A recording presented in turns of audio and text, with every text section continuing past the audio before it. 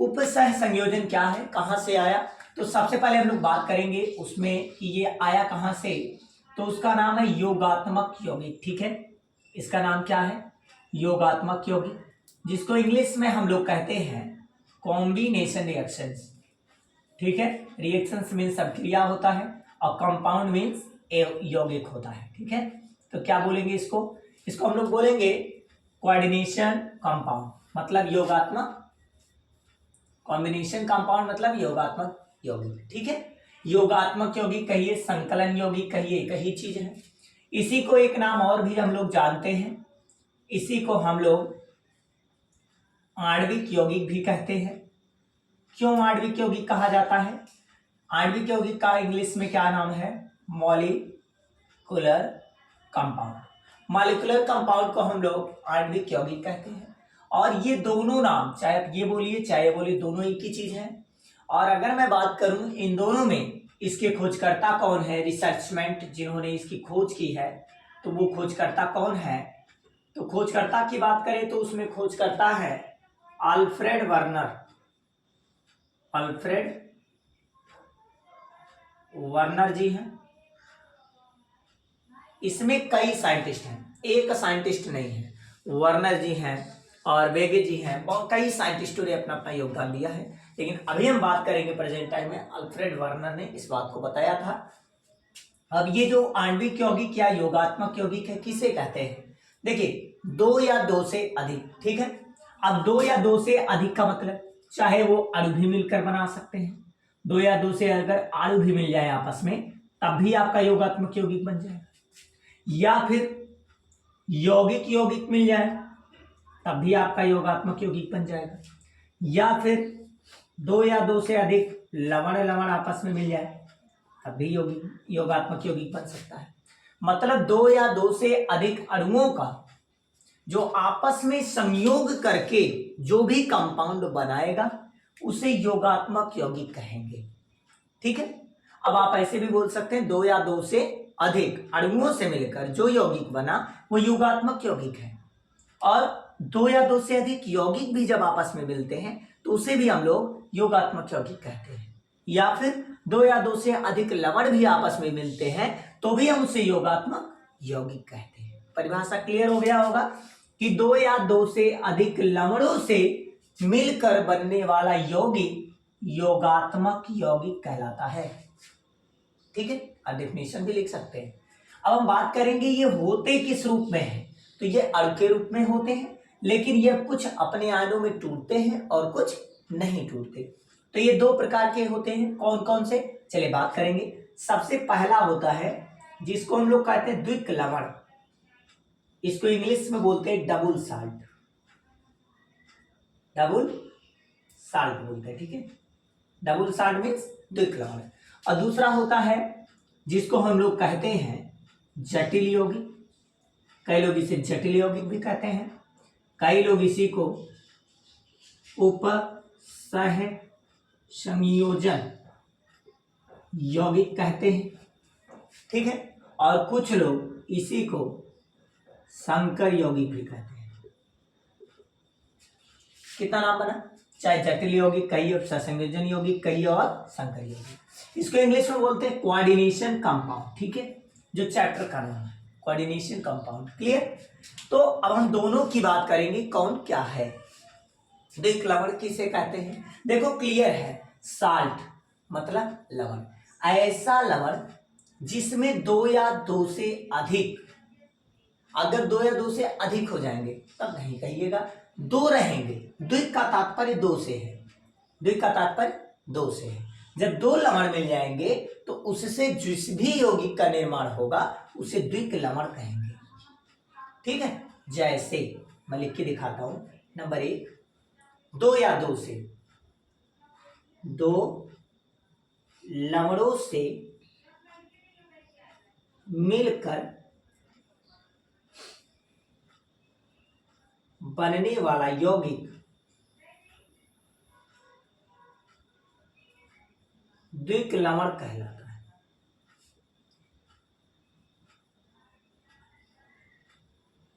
ठीक है, और इसमें क्या लिखेंगे?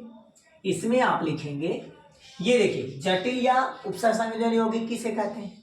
पहली बात आप इस क्वालिटी में एक चीज जानिए कि रसायन विज्ञान की वह शाखा जिसके अंतर्गत उपसह संयोजन स्फीयर का अध्ययन किया जाता है उपसह संयोजन यौगिक कहलाता है। ठीक, ये दो या दो से अधिक लवणों से मिलकर बना है और इसमें जो होता है संकर यौगिक भी उसी प्रकार का सेम है, लेकिन ये जटिल यौगिक है। कैसे यौगिक है? जटिल यौगिक है। चलिए हम उस पर बात करते हैं। दो यौगिकों, अब बात करें चाहे दो अणु बोलिए, चाहे दो यौगिक बोलिए, चाहे दो लवण बोलिए, तो ऐसे योगात्मक यौगिक क्या बोलेंगे? ऐसे योगात्मक यौगिक जिनमें दो लवणों से मिलकर बनते हैं क्या कहलाएंगे? संकर यौगिक या जटिल यौगिक या उपसह संयोजन यौगिक। जैसे अब ये बात क्या है, जैसे हमने ले लिया क्या, हमने एग्जांपल में ले लिया FeSO4, ठीक, डॉट मैंने प्लस ले लिया Al2SO4 का होल थ्राइस, ये क्या है? फेरस सल्फेट, ये क्या है? एल्युमिनियम सल्फेट, और मैंने इन दोनों को वाटर में डिजॉल्व किया। किसमें? कितने मोल? 24 मोल ऑफ वाटर में डिजॉल्व कर दिया। जैसे मैंने इसको इसमें डाला तो क्या बनेगा? चलिए यहां लिखते हैं, तो बनेगा क्या? यहां पर बन जाएगा FeSO4 और डॉट में Al2SO4 का whole thrice into 24 mole of water, ये बनेगा। ठीक है, जिसको हम लोग क्या कहते हैं? इसको हम लोग फिटकरी का सूत्र कहते हैं। किसका सूत्र है ये? फिटकरी बना। क्या बनता है? फिटकरी, जिसको पोटास एलम के नाम से भी जानते हैं। ठीक है, इसका एग्जांपल देख लीजिए। जैसे मैंने क्या ले लिया, सबसे पहले मैंने ले लिया FeSO4, ठीक, FeSO4 ले लीजिए, और नहीं है तो KCN भी आप ले सकते हैं, आपके ऊपर डिपेंड करता है। ठीक है ना, अगर आप मान लीजिए यहां पर लेते हैं Cl का होल ट्वाइस, ठीक, और इसकी क्रिया आप करवा दीजिए KCN से, पोटेशियम साइनाइड से। मैंने क्या ले लिया? फेरस साइनाइड, और मैंने पोटेशियम साइनाइड से रिएक्ट कराया तो मुझे क्या मिला? आप पोटेशियम एक बार है, यहाँ देखिए साइनाइड दो बार है, यहाँ अगर 4 से गुणा करेंगे तो यहाँ बनेगा K4 FeCN का होल 6। ठीक, अब इससे क्या समझे आप कि पोटेशियम यहाँ 4 बार है तो यहाँ 4 लगा दीजिए। ठीक है, Fe एक बार है, Fe एक बार, Cn यहाँ 2 बार यहाँ हो गया, 4 बार यहाँ हो गया, 4 2 6 बार, और यहाँ 6 बार है। ठीक है, तो ये जो आपको प्राप्त हुआ इसको क्या कहते हैं? उपसह संयोजन यौगिक कहते हैं, और इन्हीं के बारे में पूरा चैप्टर पढ़ना है। ठीक है, फर्स्ट आपका हो गया। सेकंड क्या है?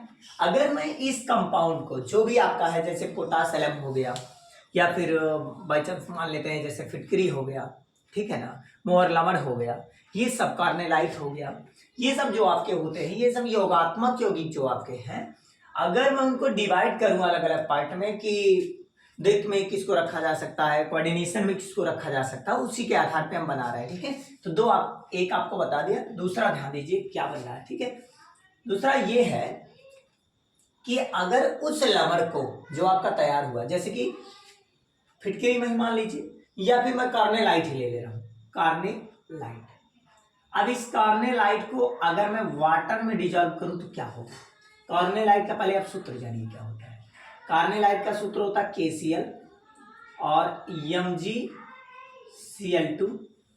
ठीक है, कार्नेलाइट का KCl MgCl2 6H2। ठीक, अगर मैं इसको वाटर में डिजॉल्व कर दूं, किस में डिजॉल्व करूं? वाटर में, तो आप क्या देखेंगे? आप देखेंगे ये अलग हो जाएगा, मतलब ये बनाएगा कुछ K plus Cl minus, Mg बनाएगा 2 प्लस, और Cl बनाएगा 2 माइनस। ठीक है ना, ऐसे Cl या 2 या माइनस, ठीक है, ऐसे बनाएगा। लेकिन आपने ये देखा कि जैसे मैंने इसको वाटर में डिजॉल्व किया, पानी में डाला, यहाँ पर आप लिख सकते हैं H2O, और मिलाए भी हैं, लिख दिए, यहाँ लिखो चाहे ना लिखो, कोई दिक्कत की बात नहीं, क्योंकि यहाँ लिखा है। ठीक है, तो अगर मैंने वाटर में डाला तो आप कह रहे हैं सर ये तो अपने आयनों में वियोजित हो गया, तो ये एक प्रकार का आयनिक यौगिक भी बना, सीधी बात। आयनिक यौगिक में एक चीज क्लियर है कि अपनी पहचान को ही खो दिया ये। अब इसको कोई कार्मेलाइट नहीं कहेगा, इसका खुद का नाम हो गया, पोटेशियम, क्लोरीन, मैग्नीशियम, खुद का नाम हो गया, लेकिन ये अपने आयनों को अलग अलग अपने आयनों में टूट गया, जिससे ये अपना पहचान खो दिया। तो किसी विलयन को, मतलब द्विक्लवन के विलयन को इस प्रकार के यौगिक को जलीय विलयन में घोलने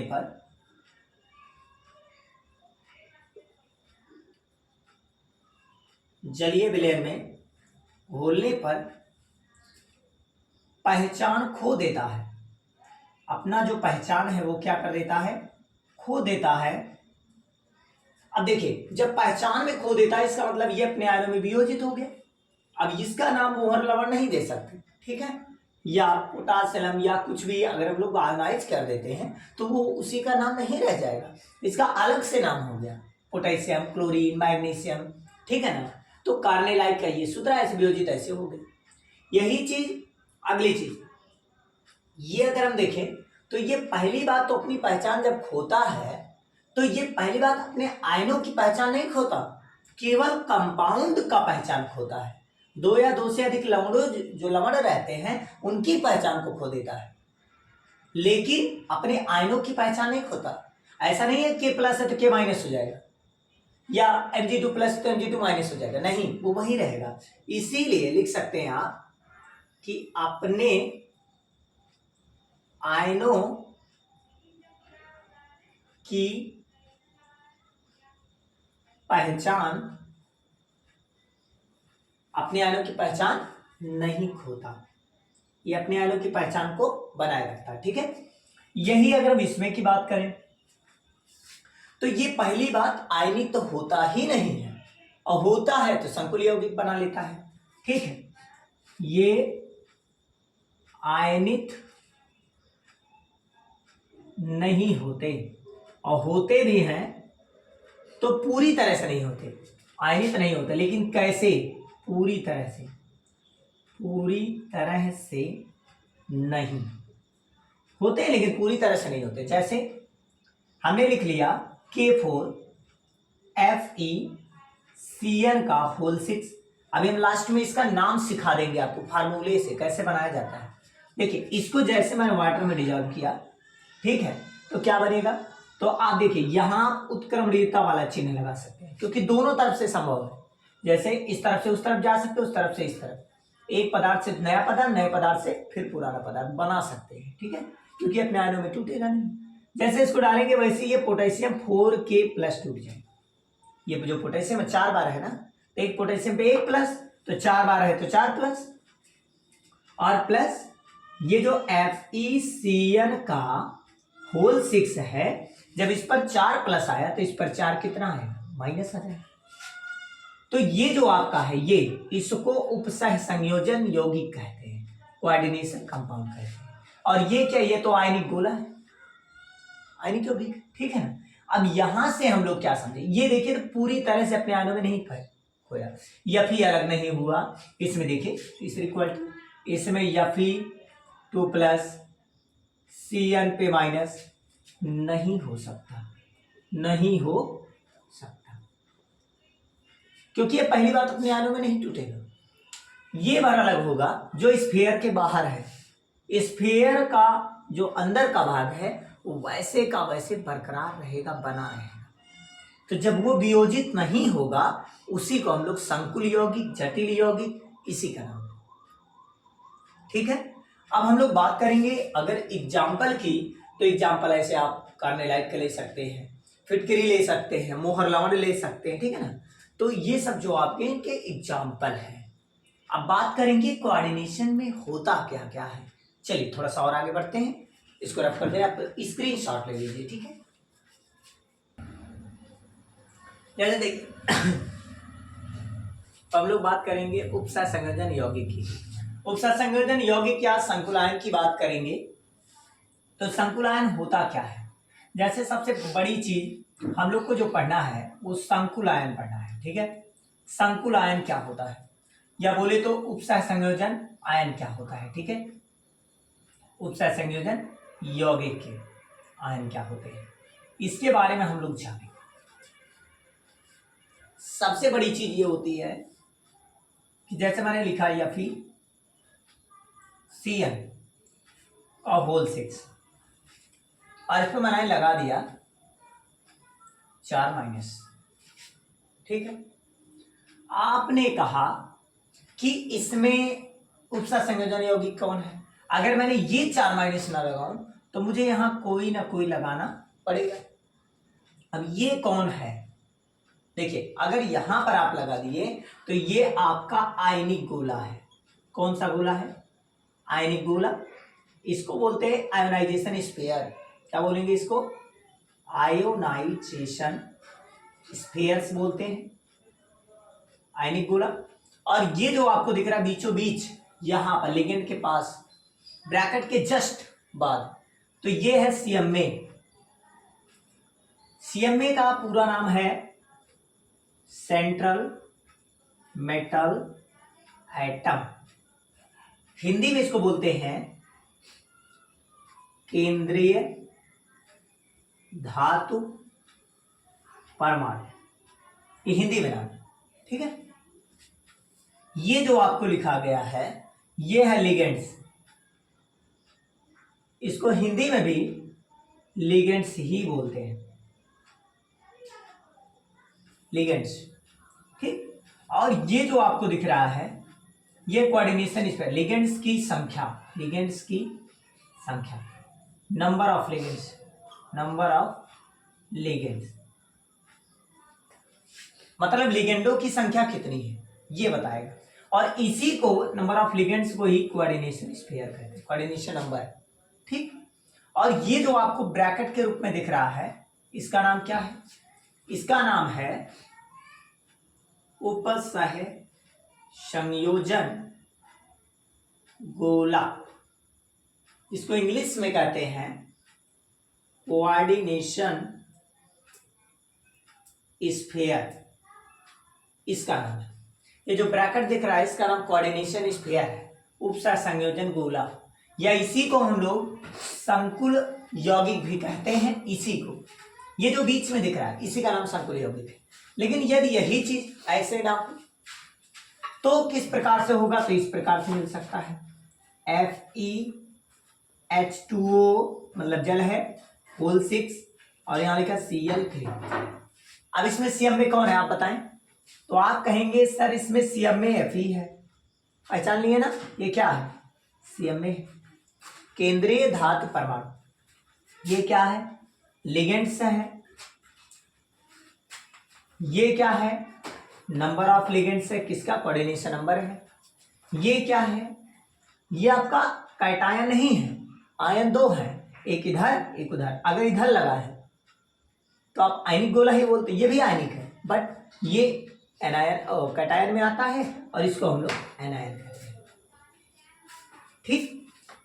क्लियर हो गया। ये माइनस चार्ज वाला होता है बाद वाला जो है, और पहले आएगा तो प्लस चार्ज वाला हो, जैसे इसमें K4 है ना, तो ये प्लस चार्ज वाला है, लेकिन ये उधर है तो माइनस चार्ज वाला है। अब देखिए अगर किसी भी कंपाउंड में, ध्यान दीजिए थोड़ा सा, जैसे ऐसे लिखा है K4FeCN का होल 6। अब ध्यान दीजिएगा, अगर इन दोनों ब्रैकेट के पहले कोई नंबर लिखा है तो ये आपका पॉजिटिव चार्ज बताएगा। कैसा चार्ज दोस्तों, पॉजिटिव चार्ज, जिसको हम लोग उपसह संयोजन गोला कौन सा कहेंगे, धनात्मक उपसह संयोजन गोला, क्योंकि ये बाद में है, पहले वाला प्लस बाद वाला माइनस। अगर यही चीज ऐसे मिल गया FeH2O का होल 6 और मैं लिख दिया Cl3।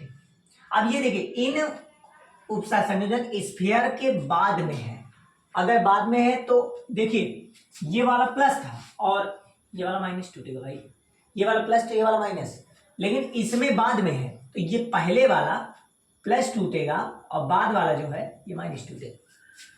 बाद में है तो ये प्लस हो माइनस, तो ये उपसह संयोजन गोला बनेगा। और ये कौन सा ये उपसह संयोजन कौन सा गोला बनेगा, धनात्मक वाला, और ये ऋणात्मक उपसह संयोजन गोला बनेगा। क्लियर है? और ये आप जान ही रहे, उधर है तो माइनस, इधर है तो प्लस, इतना पहचान लेंगे।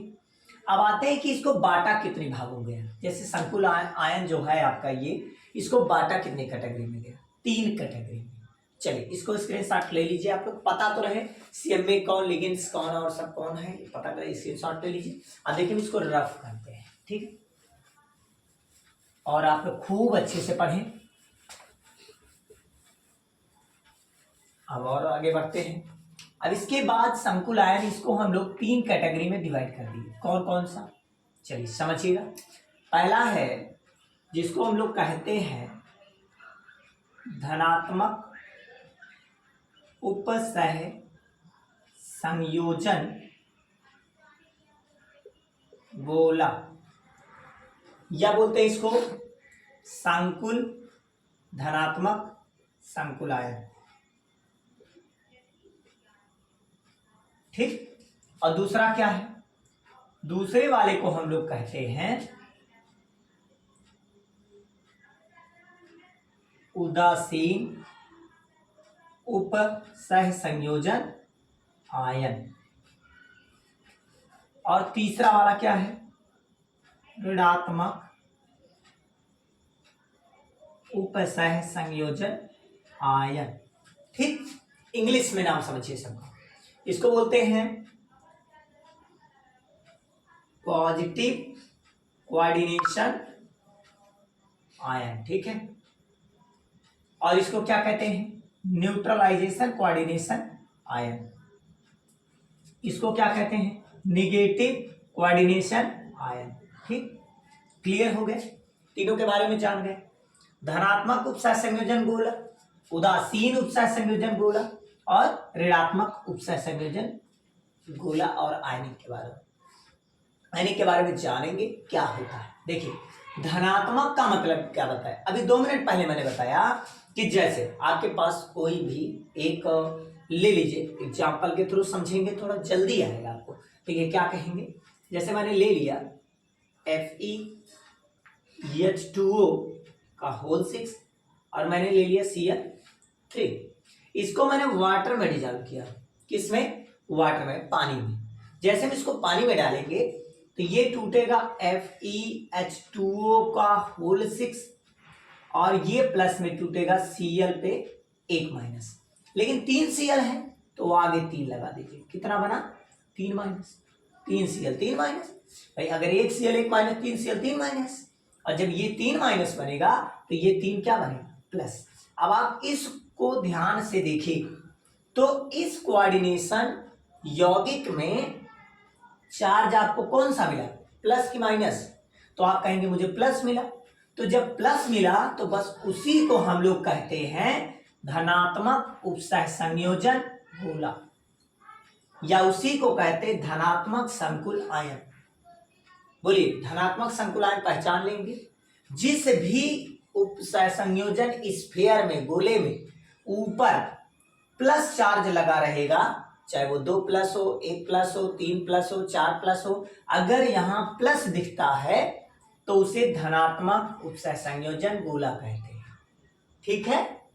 और जब ये क्लियर हो गया, इसमें कोई दिक्कत? तो आप कैसे लिखेंगे?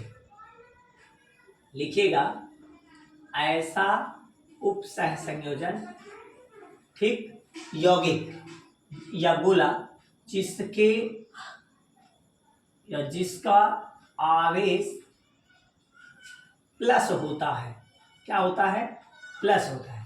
जिस उपसह संयोजन स्फीयर के ऊपर प्लस चार्ज लगेगा उसे धनात्मक उपसह संयोजन गोला कहेंगे। नेक्स्ट आते हैं, उदासीन क्या होता है? जिसके ऊपर कोई चार्ज ना हो, जैसे Ni और कार्बोनिल CO का होल 4, इस पर कोई चार्ज आप नहीं लगा सकते हैं, ना इस पर प्लस लगा सकते हैं, ना इस पर माइनस लगा सकते हैं, कोई चार्ज नहीं, ये न्यूट्रल है। और न्यूट्रल आपको कैसे पता चला? क्योंकि यहाँ मैंने कोई चार्ज नहीं लिखा। और जिसके ऊपर कोई चार्ज ना लगा रहे उसे उदासीन उपसह संयोजन यौगिक कहते हैं या आयन कहते हैं, ठीक। तो इसे क्या कहेंगे? उदासीन संकुल आयन या फिर उदासीन उपसह संयोजन आयन। क्लियर? या पहचान गए? आगे बढ़ते हैं और आगे बढ़ते हैं। ऋणात्मक उपसह संयोजन आयन क्या है?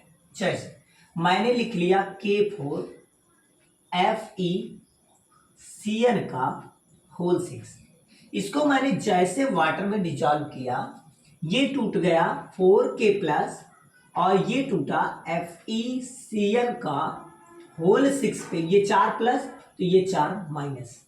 अब आपको पता चला ये जो स्फेयर है, ये स्फेयर ध्यान से देखिए, ये और ये जो क्या है, उपसह संयोजन गोला या उपसह संयोजन स्फेयर, ठीक, कोऑर्डिनेशन स्फेयर है। इसके ऊपर चार्ज कैसा मिला? तो आप कहेंगे 4 माइनस मिला, और जिसके ऊपर चार्ज माइनस मिले, जिस उपसह संयोजन यौगिक के ऊपर क्या मिले, चार्ज माइनस मिले, उसे हम लोग ऋणात्मक उपसह संयोजन आयन कहते हैं। बोलो यहां तक क्लियर? अब आप समझ गए होंगे, ऐसा उपसह संयोजन यौगिक जिसके ऊपर चार्ज प्लस होता है उसे धनात्मक उपसह संयोजन यौगिक, और जिसके ऊपर चार्ज कुछ नहीं होता उसे हम लोग उदासीन उपसह संयोजन यौगिक, और जिसके ऊपर माइनस चार्ज रहता है उसे हम लोग क्या कहते हैं, ऋणात्मक उपसह संयोजन यौगिक कहते हैं। ठीक है, स्क्रीनशॉट लीजिए, तब और आगे बढ़ते हैं। ठीक है, अब हम लोग बात करेंगे कि जो सीएमए होता है, एक एक करके स्पेशल बात करेंगे कि सीएमए क्या है। सीएमए जो आप देखते हैं, क्या पहचानना तो सब लोग जान गए हैं। सीएमए को हम लोग इंग्लिश में सेंट्रल मेटल एटम कहते हैं। इसको हिंदी में नाम है केंद्रीय धातु परमाणु, केंद्रीय धातु परमाणु इसका हिंदी में नाम है। सीबीएसई और यूपी बोर्ड दोनों के लिए बेहतरीन है। केंद्रीय धातु परमाणु, सेंट्रल मेटल एटम क्या होता है आप सभी को बताया हूं मैं इस बारे में, कि जैसे मैंने एग्जांपल थ्रू में समझे तो मैंने लिखा K4FeCN का होल 6। आप समझिए उपसह संयोजन स्फीयर के बाद जो भी आएगा वही आपका सीएमए है। अब इसको हम लोग सीएमए कहें, कैसे पहचाने ये सीएमए है? क्योंकि इसके साथ ये जुड़ा होगा, इसके साथ कहीं ना कहीं ये जुड़ा होगा, लेकिन जुड़ने का रीजन क्या है? तो किसी भी चीज को जुड़ने के लिए इनके बीच कुछ बॉन्डिंग हुई होगी, कुछ बॉन्ड लगा होगा, और वो बॉन्ड अगर कोऑर्डिनेशन बॉन्ड है, उपसह संयोजन बंध से अगर जुड़ा है, जितना उपसह संयोजन बंध से जुड़ा हुआ है उसी की संख्या कोऑर्डिनेशन नंबर्स कहलाते हैं। और वो जो आपका यौगिक है जिससे अन्य परमाणु जुड़े हुए हैं उसे हम लोग सीएमए कहते हैं। जैसे इसमें सीएमए कौन है? Fe, iron. ठीक है, तो जब आपका यौगिक, ठीक है, जो यौगिक जो लिखिए जिस कर दीजिए आपका और अच्छा बनेगा, जिस यौगिक के साथ अन्य लिगेंड्स जुड़े रहते हैं। अच्छा, किस तरह से जुड़े हैं? जिस यौगिक के साथ अन्य लिगेंड्स, मतलब कहने का मतलब किस बंध से? उपसह संयोजन बंध से जुड़े रहते हैं उसे हम लोग क्या कहते हैं? सीएमए कहते हैं। अब सीएमए माने जैसे इसमें पहचान क्या करवाया, जैसे लिखा है FeCN का होल 6। अब इस पे क्या माइनस आएगा? जब इस पे 4 प्लस तो इस पे 4 माइनस आएगा। ये कौन है? ऋणात्मक उपसह संयोजन यौगिक, क्योंकि देखिए माइनस चार्ज है। अब हम लोग बात करें तो इसमें सीएमए कौन है? जो इसके बाद है, इसके बाद कौन है? Fe, तो ये क्या हो गया? सीएमए। किसी भी जगह देखिए जो इसके बाद मिलेगा उसी को सीएमए कहेंगे। अब कैसे पहचान किया? चलिए इसको स्ट्रक्चर के माध्यम से समझते हैं। तो Fe के साथ कितने लोग जुड़े हुए हैं? CN 6 लोग जुड़े हुए हैं। तो कैसे लिखेंगे? चारों तरफ पहले दिखाइए, यहां दिखाइए CN, यहां भी दिखाइए CN, यहां भी दिखाइए CN, यहां भी दिखाइए CN। ये कितना हो गए? 4। अब 2 और दिखा दीजिए, ये दिखाइए CN और यहां भी दिखाइए CN। टोटल कितने हो गए? 6। आपने एक चीज बहुत अच्छे से देखा होगा, यहाँ आपका 4 - आपने एक चीज बहुत अच्छे से देखा कि ये जो है ये लेने का कार्य कर रहा है, लेने का कार्य चार्ज रखता हो सकता है ये प्लस चार्ज रख सकता हो सकता है ये उदासीन हो, कोई जरूरी नहीं कि Cl ही आए, यहाँ H2O भी आ सकता है, NH3 भी आ सकता है, CO भी आ सकता है, कुछ भी हो सकता है। इसीलिए इसको 2 भागों में बांट दिया गया। कौन कौन सा, चलिए उस पर बात करेंगे। सबसे पहले बांटा गया दाता परमाणुओं के आधार पर, दाता परमाणुओं, दाता परमाणुओं के आधार, पहला किसके आधार पर बांटा गया है, दाता परमाणुओं के आधार पर, ठीक है। मतलब donate atoms based on the donate atom, कितने एटम डोनेट किए गए उसके बेसिस पे इसको बांटा गया। दूसरा बांटा गया है आवेश के आधार पर, किसके आधार पर, आवेश के आधार पर, आवेश के आधार पर, बेस्ड ऑन चार्ज, मतलब बेस्ड ऑन चार्ज, चार्ज के बेस पर इसे डिवाइड किया गया। अब देखिए दाता परमाणुओं के आधार पर कितने भाग डिवाइड किए गए, 3। कौन कौन सा, नंबर 1 बांटा गया एक दंतुक लिगेंड, एक दंत। हम लोग बात करेंगे कि लिगेंड्स का नामकरण कैसे करते हैं। सबसे पहले आपको लिगेंड्स का नामकरण करने आना चाहिए, क्योंकि जब तक लिगेंड्स का नामकरण आपको नहीं आएगा तब तक आप IUPAC नामकरण नहीं कर पाएंगे, ठीक है। तो सबसे पहले आप लिगेंड्स का नाम सीखिए, कैसे नाम दिया जाता है। देखिए ऋणात्मक लिगेंड्स में हमेशा एक चीज आप याद रखिए कि जब आपका लास्ट में आइड वर्ड आए, क्या आ जाए, आइड वर्ड आ जाए, तो जो इसमें ई है ना इसको रिप्लेस करके ओ में बदल दीजिए। जैसे आइड है तो इसको आइडो बना दीजिए, ठीक है ना, ई के प्लेस पर वो कर दीजिए। और अगर 8 आता है, क्या है 8, तो इसको भी ई का वर्ड ओ में ट्रांसफर कर दीजिए, तो 8 के स्थान पे 8 हो जाएगा, क्या हो जाएगा, 8 हो जाएगा। क्लियर, तो आइड है तो आइडो, 8 है तो 8, ऐसे बदलना कुछ करके, ठीक है। अब देखिए जैसे Cl- आ गया, पहले साधारण नाम देखिए तो क्या बनेगा, क्लोराइड, CHLORIDE, क्लोराइड। अब इसको अगर बनाएंगे तो कैसे बनाएंगे, इसको हम लोग लिख सकते हैं क्लोराइडो, क्लोराइडो। क्यों किया मैंने, क्योंकि ई के प्लेस पे ओ कर दिया। अब चाहे बहुत लोग ये लिखते हैं, अब बहुत लोगों की इच्छा जब होती है तो यहाँ चाहे ऐसे लिखें और चाहे क्लोरो लिख लें, क्या लिख लें, क्लोरो, चाहे क्लोराइडो चाहे क्लोरो एक ही चीज है। अगर ये F- है, इसका नाम क्या है, फ्लोराइड, क्या नाम है, फ्लोराइड। अब चाहे फ्लोराइडो लिखो, चाहे क्या लिखो, फ्लोराइडो, क्योंकि ई के प्लेस पर ओ कर लो, देखो ई के प्लेस पर ओ कर दिया। या फिर आप शॉर्टकट नेम लिख सकते हो फ्लोरो, क्या लिख सकते हैं, फ्लोरो, ठीक। और Br- का क्या लिखते हैं, ब्रोमाइड, क्या लिखते हैं, ब्रोमाइड। अब ब्रोमाइड को क्या लिखेंगे, ब्रोमाइडो, ब्रोमाइडो। अब इसको चाहे ब्रोमाइडो लिखिए या फिर आप इसको ब्रोमो भी लिख सकते हैं, क्लियर। ऐसे ही SO4 पे टू- को क्या लिखते हैं, सल्फेट, क्या लिखेंगे, सल्फेट। IUPAC नामकरण करते समय इसको आप लिखिए तो सल्फेटो, या फिर आप क्या लिखिए, सल्फेटो लिखिए, ठीक है, सल्फेट का सल्फेटो। और जैसे ATE है तो ATO में बदल जाएगा, ई को ओ में ट्रांसफर कर दिया जाता है, ठीक है ना। ई जब वर्ड आएगा तो इसको ओ में ट्रांसफर करना है, क्लियर। जैसे इसका नाम क्या है, साइनाइड, तो आप चाहे इसको साइनाइडो लिखो चाहे साइनाइडो लिखो, और बहुत लोग इसी को साइनो भी लिखते हैं, ठीक है, साइनो, चाहे साइनाइडो लिखो चाहे साइनो लिखो एक ही चीज है। और NC- अगर आता है तो आप इसको बोल, ये उल्टा हो गया, एन पहले सी बाद में, तो यहाँ आइसो लगाया जाता है, बोलते हैं आइसो होगा, कहा आइसो माने आइसो, मतलब आइसो साइनाइड वही नाम है, आइसो साइनाइड। फिर इसको भी बोल सकते हो आइसो साइनाइडो या आइसोसाइनो हो सकता है, ठीक है ना। इसको चाहे ऐसे लिखो चाहे ऐसे लिख सकते हो, आइसोसाइनो, क्लियर। चलिए इस पे आते हैं, ONO- को हम लोग क्या कहते हैं, नाइट्राइट, नाइट्राइट, ठीक है। इसको हम लोग क्या बनाएंगे, नाइट्राइटो, नाइट्राइटो, ठीक है, या नाइट्रो भी बना सकते हैं, नाइट्राइटो या नाइट्रो। अब नाइट्रो देखिए कब बनेगा, NSCN- को हम लोग क्या कहते हैं, थायोसाइनेटो, क्या कहते हैं, थायोसाइनेटो, थायोसाइनेटो, थायोसाइनेटो।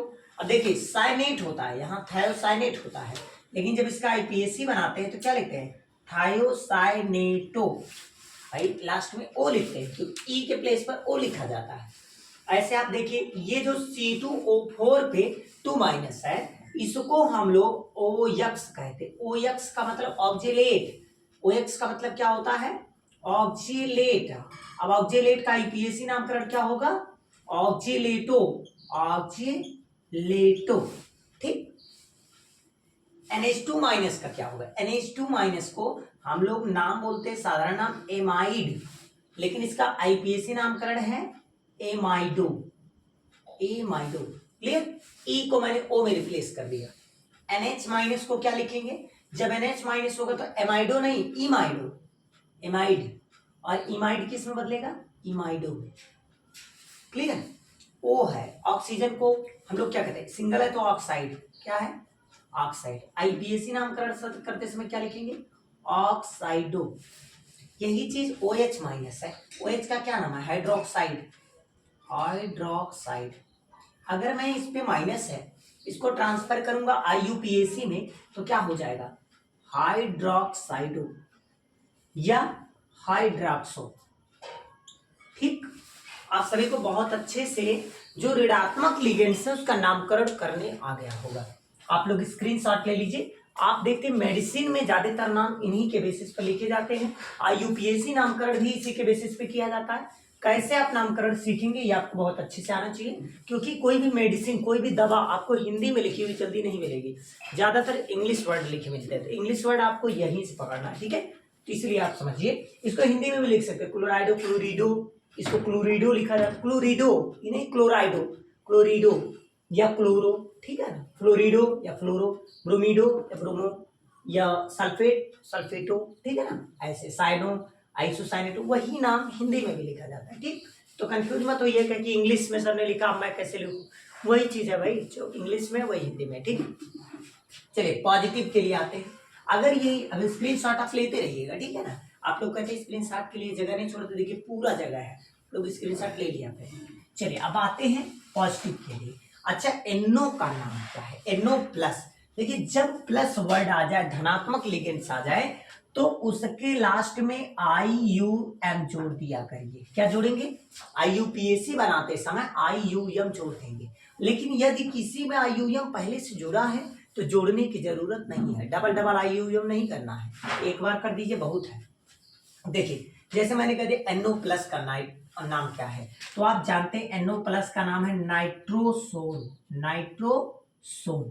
अब सोन हो गया, मैंने बताया IUPAC जब नामकरण करेंगे तो इसका हो जाएगा नाइट्रोसोनियम, नाइट्रोसोनियम, ये बन गया।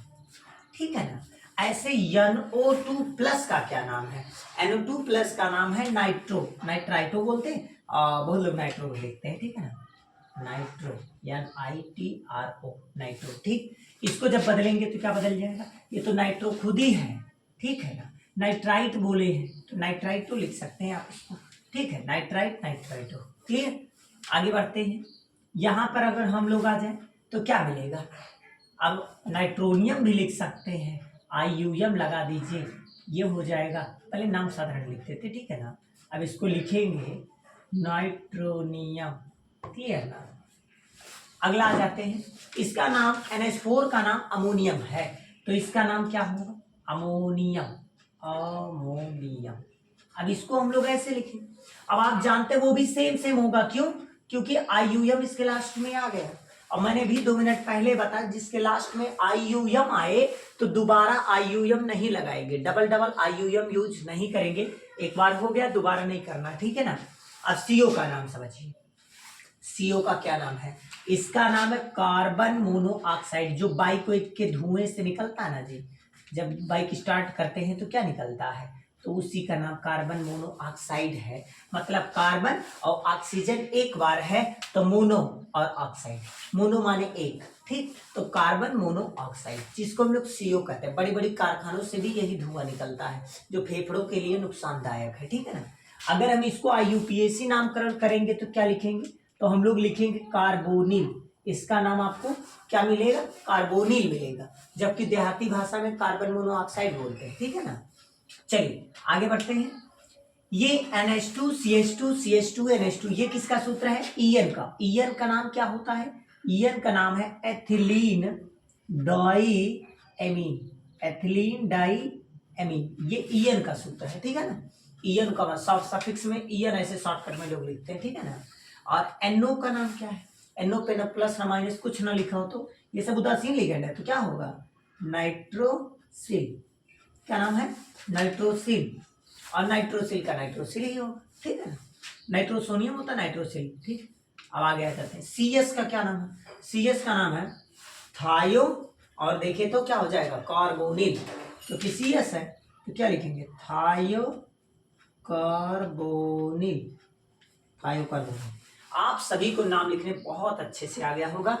आई होप बहुत आप लोग को समझ में आ गया होगा बहुत अच्छे से कि कैसे कैसे नामकरण करते हैं।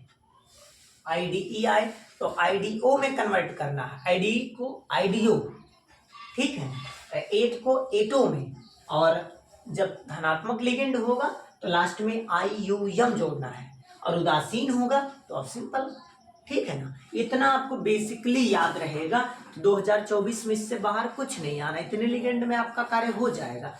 कि सिलेबस में मात्र इतना आप पढ़िए बस, ठीक। फिर फंसेगा तो मुझसे बताइएगा, ठीक है ना। चलिए अब इतना क्लियर हो गया।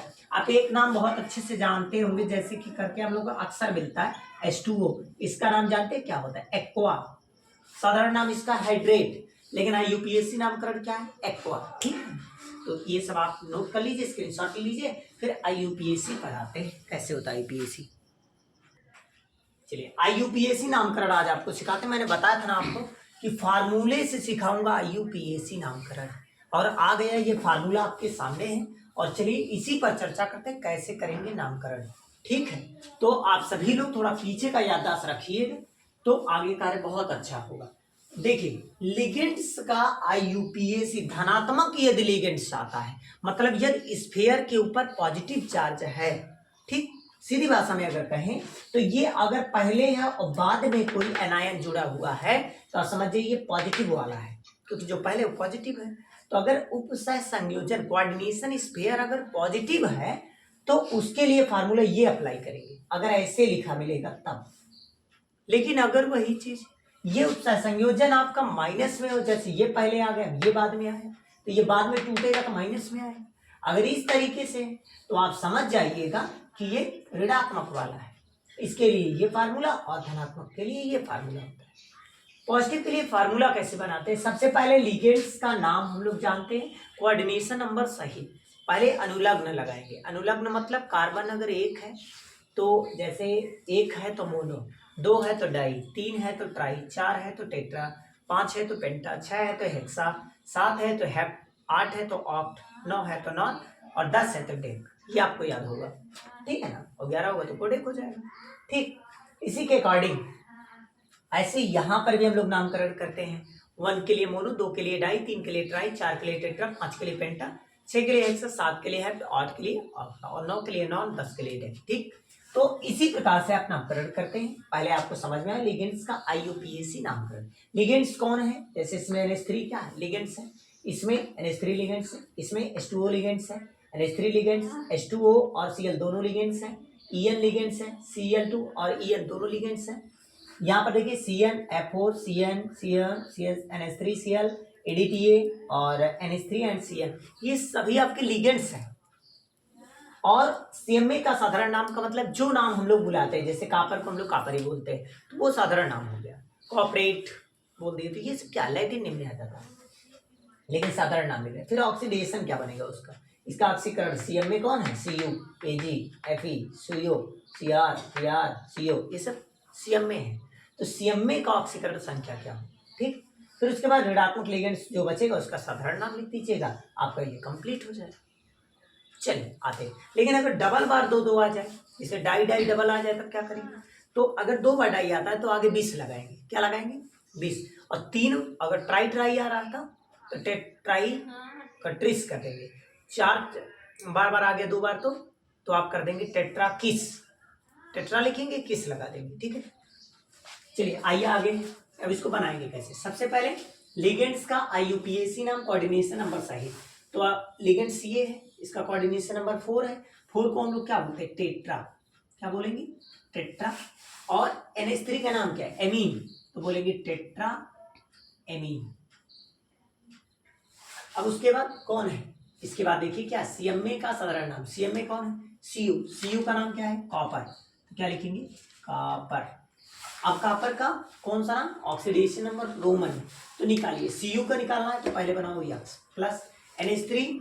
आपको पता होना NH3 कौन सा लिगेंड है? उदासीन लिगेंड के लिए 0, और कितनी बार है? 4 बार, तो 4 से गुणा हो जाएगा। प्लस सल्फेट पे क्या होता है? 2 माइनस, क्या लिखेंगे? -2। कोई चार्ज नहीं लगा है, 0। सॉल्व कर लीजिए यक्स, और 0 का 4 में गुणा करेंगे 0, और -2 बराबर 0। अगर इसको उधर भेजेंगे तो क्या होगा? +2, और +2 को रोमन संख्या में लिखना हो तो कैसे लिखेंगे? ऐसे, ये बना। ठीक। अब इसके बाद क्या होगा? ये रोमन संख्या में। अब इसका साधारण नाम, क्योंकि ऋणात्मक लिगेंड्स का साधारण, ऋणात्मक यही है, तो इसका साधारण नाम क्या है? सल्फेट, तो लिखेंगे सल्फेट। सल्फेट और फेटो ना कीजिएगा, केवल सल्फेट। क्लियर हो गया? सेकंड आप चलिए बताइएगा, चलिए बताइए सेकंड क्या बोलेंगे? सबसे पहले कौन है? Ag, उसके बाद NH3 का होल तो है Cl। इसमें लिगेंड्स कौन है? NH3 में क्या लगा? 2 के लिए क्या लिखेंगे? 2 के लिए भी बता, डाई लिखेंगे, तो क्या लिखेंगे? डाई। अब NH3 का नाम क्या है? एमीन, तो क्या लिखेंगे? Diamine. क्लियर? और उसके बाद कौन है? CMA कौन है? Ag का नाम क्या है? सिल्वर, तो हम लोग साधारण नाम लिखेंगे ना भाई, तो सिल्वर। अब सिल्वर का ऑक्सीडेशन निकालिए, चलिए इसको लेट करेंगे यक्स। NH3 का 0 माइनस Cl का लिखेंगे -1 बराबर 0, उधर भेजेंगे प्लस, तो क्या बनेगा? +1 रोमन में लिखेंगे। ठीक है, अब और आगे बढ़िए। अब इसका क्या नाम है? Cl का नाम क्या है? क्लोराइड, तो क्या लिखेंगे? क्लोराइड। ये सब साधारण नाम लिखना है। ठीक, अगला थर्ड सीखिए। H2O पे कितना लगा है? 6 को क्या बोलते हैं? हेक्सा, तो क्या लिखेंगे? हेक्सा, सब स्मॉल लेटर में। ठीक, इसका नाम क्या है? एक्वा, तो क्या लिखेंगे? Hexa aqua. फिर इसका नाम क्या है? आयरन, तो क्या लिखेंगे? आयरन। ठीक, हेक्सा एक्वा आयरन। अब निकालिए ऑक्सीडेशन, तो Fe का यक्स, H2O का 0 का 6 में गुणा करेंगे तो भी 0 आएगा। सल्फेट का -2 बराबर 0, उधर भेजेंगे +2, तो +2 रोमन संख्या में +2 कैसे लिखेंगे? ऐसे। ठीक, अब लास्ट में कौन बचा? SO4 का नाम क्या है? सल्फेट, तो बना सल्फेट। क्लियर? आप लोग सीखते रहिए, बनाते रहिए मेरे साथ साथ। अब इसका नाम क्या है बताइए? लिगेंड्स में 6 का क्या बोलेंगे? हेक्सा, और NH3 का एमीन, तो हेक्सा एमीन। और देखिए CO का नाम क्या है? कोबाल्ट, तो क्या लिखेंगे? कोबाल्ट। अब इसका ऑक्सीडेशन नंबर निकालेंगे X प्लस NH3 का क्या होता है? 0, Cl पे -1 और 3 बार है तो -3 बराबर 0, उधर भेजेंगे +3, रोमन संख्या में +3 ऐसे। ठीक, अब इसके बाद बचा कौन? Cl3, तो Cl का नाम क्या है? क्लोराइड। इसके नंबर से कोई मतलब नहीं है, ये नहीं कि Cl3 है तो इसका ट्राई क्लोराइड लिख दे, नहीं, Cl है क्लोराइड ही बोलेंगे। ठीक है, ये नहीं कि ट्राई क्लोराइड लिखे, नहीं तो गलत हो जाएगा। अब इसमें देखिए दो लिगेंड्स आ गए, H2O भी है, Cl भी है। अब इसमें देखिए H2O में, H2O का नाम क्या है? एक्वा, तो एक्वा में AQU हुआ, और क्लोराइड में CH हुआ। तो पहले A पहले आया किसी, तो आप कहेंगे पहले A आया, तो पहले एक्वा वाले का नाम दिया जाएगा, बाद में क्लोराइड वाले का, क्योंकि A के बाद C आया है। तो अब देखिए एक्वा में देखिए लिगेंड्स का कोऑर्डिनेशन नंबर कितना है? तो H2O में 5 है, तो 5 को क्या लिखते हैं? पेंटा, तो क्या लिखेंगे? पेंटा। पेंटा के बाद इसका नाम क्या है? एक्वा, पेंटा एक्वा। फिर देखिए दूसरा, अब A के बाद C आएगा तो इसका नाम रखेंगे क्लोराइड। लेकिन अब जानिए ये इसका कौन सा नाम है? IUPAC, क्लोराइड है। क्लोराइड का क्या लिखते हैं? क्लोरिडो पढ़ो, और चाहे क्लोरो पढ़ो, तो हम क्लोरो लिख दे रहे हैं, आपकी जैसी इच्छा होगी। ठीक है, क्लोरो। अब ये बन गया पेंटा एक्वा क्लोरो। अब इसका नाम क्या है? क्रोमियम। क्या नाम है? क्रोमियम। अब इसका ऑक्सीडेशन निकाल लीजिए, इसका क्या होगा? X 0 -1 -2 बराबर 0, क्योंकि Cl पे 1 माइनस, 2 बार है तो 2 माइनस, यहाँ 1 माइनस, तो इसको तो -1 -2 -3, और उधर जाएगा तो +3, तो रोमन संख्या में +3। और इसका नाम क्या है लास्ट में? क्लोराइड, तो क्या लिखेंगे? Chloride, CHLORIDE chloride. ठीक, चलिए और आगे बढ़ते हैं। एग्जाम्पल मैंने इतना लिख दिया कि आपकी प्रैक्टिस अच्छे खासी हो जाए। ठीक है, अब इसका चलिए नामकरण करते हैं। क्या लिखेंगे पहले, यहाँ देखिए 3 है तो 3 को क्या बोलते हैं, ट्राई। अब देखिए ईएन का पूरा नाम एथिलीन डाइएमीन, तो क्या लिखेंगे, एथिलीन डाइएमीन, एथिलीन डाइएमीन। अब उसके बाद क्या है, क्रोमियम, तो क्या लिखेंगे, क्रोमियम, क्रोमियम। अब क्रोमियम का है कितना, तो क्रोमियम का ऑक्सीडेशन निकालना पड़ेगा, यक्स प्लस ईएन का 0 होता है, -3 बराबर 0, उधर भेजेंगे +3, तो +3 रोमन संख्या में कैसे लिखेंगे, ऐसे। ठीक, अब लास्ट में बचा कौन, Cl, Cl का नाम क्या है, क्लोराइड, CHLORIDE क्लोराइड। क्लियर। अब ये आपके लिए होमवर्क, आप लोग करके कमेंट बॉक्स में उत्तर दीजिएगा, मैं देखूंगा इसका नाम क्या है। आप लोग बनाएंगे तो ऐसे कुछ बनेगा। ठीक है, पहले देखिए एथिलीन में ई आया और क्लोरो में सी आया, तो पहले किसका नाम देंगे, क्लोरो का, बाद में एथिलीन का, क्योंकि एथ ई बाद में आएगा, सी पहले आएगा। ठीक, तो ऐसे ही करके आप लोग अच्छे से बना के दिखाए अकॉर्डिंग टू फार्मूला। ठीक, नेक्स्ट आते हैं कि ऋणात्मक लिगेंड्स का नामकरण कैसे करेंगे, कैसे बनाएंगे। जैसे एग्जांपल मैंने ये सारे दे दिया, सूत्र ये आपको बता दिया। ठीक, धनात्मक का साधारण नाम क्या होगा, धनात्मक इसमें कौन है, जो पहले, मतलब ये, तो इसका साधारण नाम क्या होता है, के का साधारण नाम बोलिए, पोटेशियम, तो हम क्या लिखेंगे, पोटेशियम, हो गया। अब पोटेशियम के बाद इसमें लिगेंड्स में, लिगेंड्स का नाम कौन सा, IUPAC, लिगेंड्स का नाम क्या है, दो को क्या पढ़ते हैं, डाई, तो लिखेंगे डाई। अब इसका नाम क्या है, साइनो, चाहे साइनो बोलो और चाहे साइनाइडो बोलो, बात एक ही है, तो साइनो। अब इसका नाम क्या है, इसका हमें कौन सा नाम लिखना है, पहले देखिए डाई साइनो हो गया, उसके बाद हमें CMA का लैटिन है। अब AG का लैटिन नेम क्या है, अर्जेंटम, अर्जेंटम बोलते हैं, लेकिन उसका नाम क्या होगा, जब लैटिन नेम पूछेगा तो लास्ट में आपको ATE जोड़ना पड़ता है, अर्जेंटेट बन जाएगा, अर्जेंटम का अर्जेंटेट, फेरस का फेरेट, ऐसे बनेगा। तो अर्जेंटम है तो क्या बनेगा, अर्जेंटेट, तो आर स्मॉल लेटर लिखेंगे, जेंटेट, अर्जेंटेट। अब इसका ऑक्सीडेशन नंबर कैसे निकालेंगे, तो पोटेशियम का +1 होता है, अर्जेंटम का लेट कर लीजिए, और CN का, CN पे 1 माइनस, तो 2 बार है तो 2 माइनस, अब बराबर में 0। आप देखिए 1 + x - 2 बराबर 0, घटेगा कितना बचेगा, -1 बराबर 0, x बराबर +1 आया, तो इसका ऑक्सीडेशन नंबर +1, लेकिन किस में, रोमन संख्या में। क्लियर हो गया, potassium dicyanoargentate first, ये इसका नाम है। इसका नाम कैसे देंगे, चलिए इसका नाम आपसे पूछते हैं। सबसे पहले बताइए इसका नाम क्या लिखे, K3 हो चाहे K4, नाम एक ही होगा, साधारण नाम। K है तो पोटेशियम, K है तो ये मतलब नहीं कि वो 1 बार है कि 2 बार है कि 3 बार। ठीक, फिर उसके बाद लिगेंड्स पे जाएंगे, लिगेंड्स पे क्या लिखा है, 4 बार, तो 4 को क्या बोलते हैं, 4 को बोलिए टेट्रा, तो क्या बोलेंगे, टेट्रा। और F का नाम फ्लोरो, तो क्या लिखेंगे, FLUORO, फ्लोरो। उसके बाद AG का नाम अर्जेंटेट, अर्जेंटेट। अब कौन सा ये बनेगा, तो 3 + x और फ्लोराइड पे 1 माइनस, तो 4 माइनस हो जाएगा, बराबर 0, घटाएंगे -1, उधर जाएगा +1, फर्स्ट ऑक्सीडेशन। क्लियर, चलिए ऐसे अगला बनाएंगे, तो इसका K का क्या नाम है, पोटेशियम, पोटेशियम। ठीक, और 6 के लिए बनेगा हेक्सा, क्या बना, हेक्सा। और CN का नाम क्या है, साइनो, तो हेक्सा साइनो।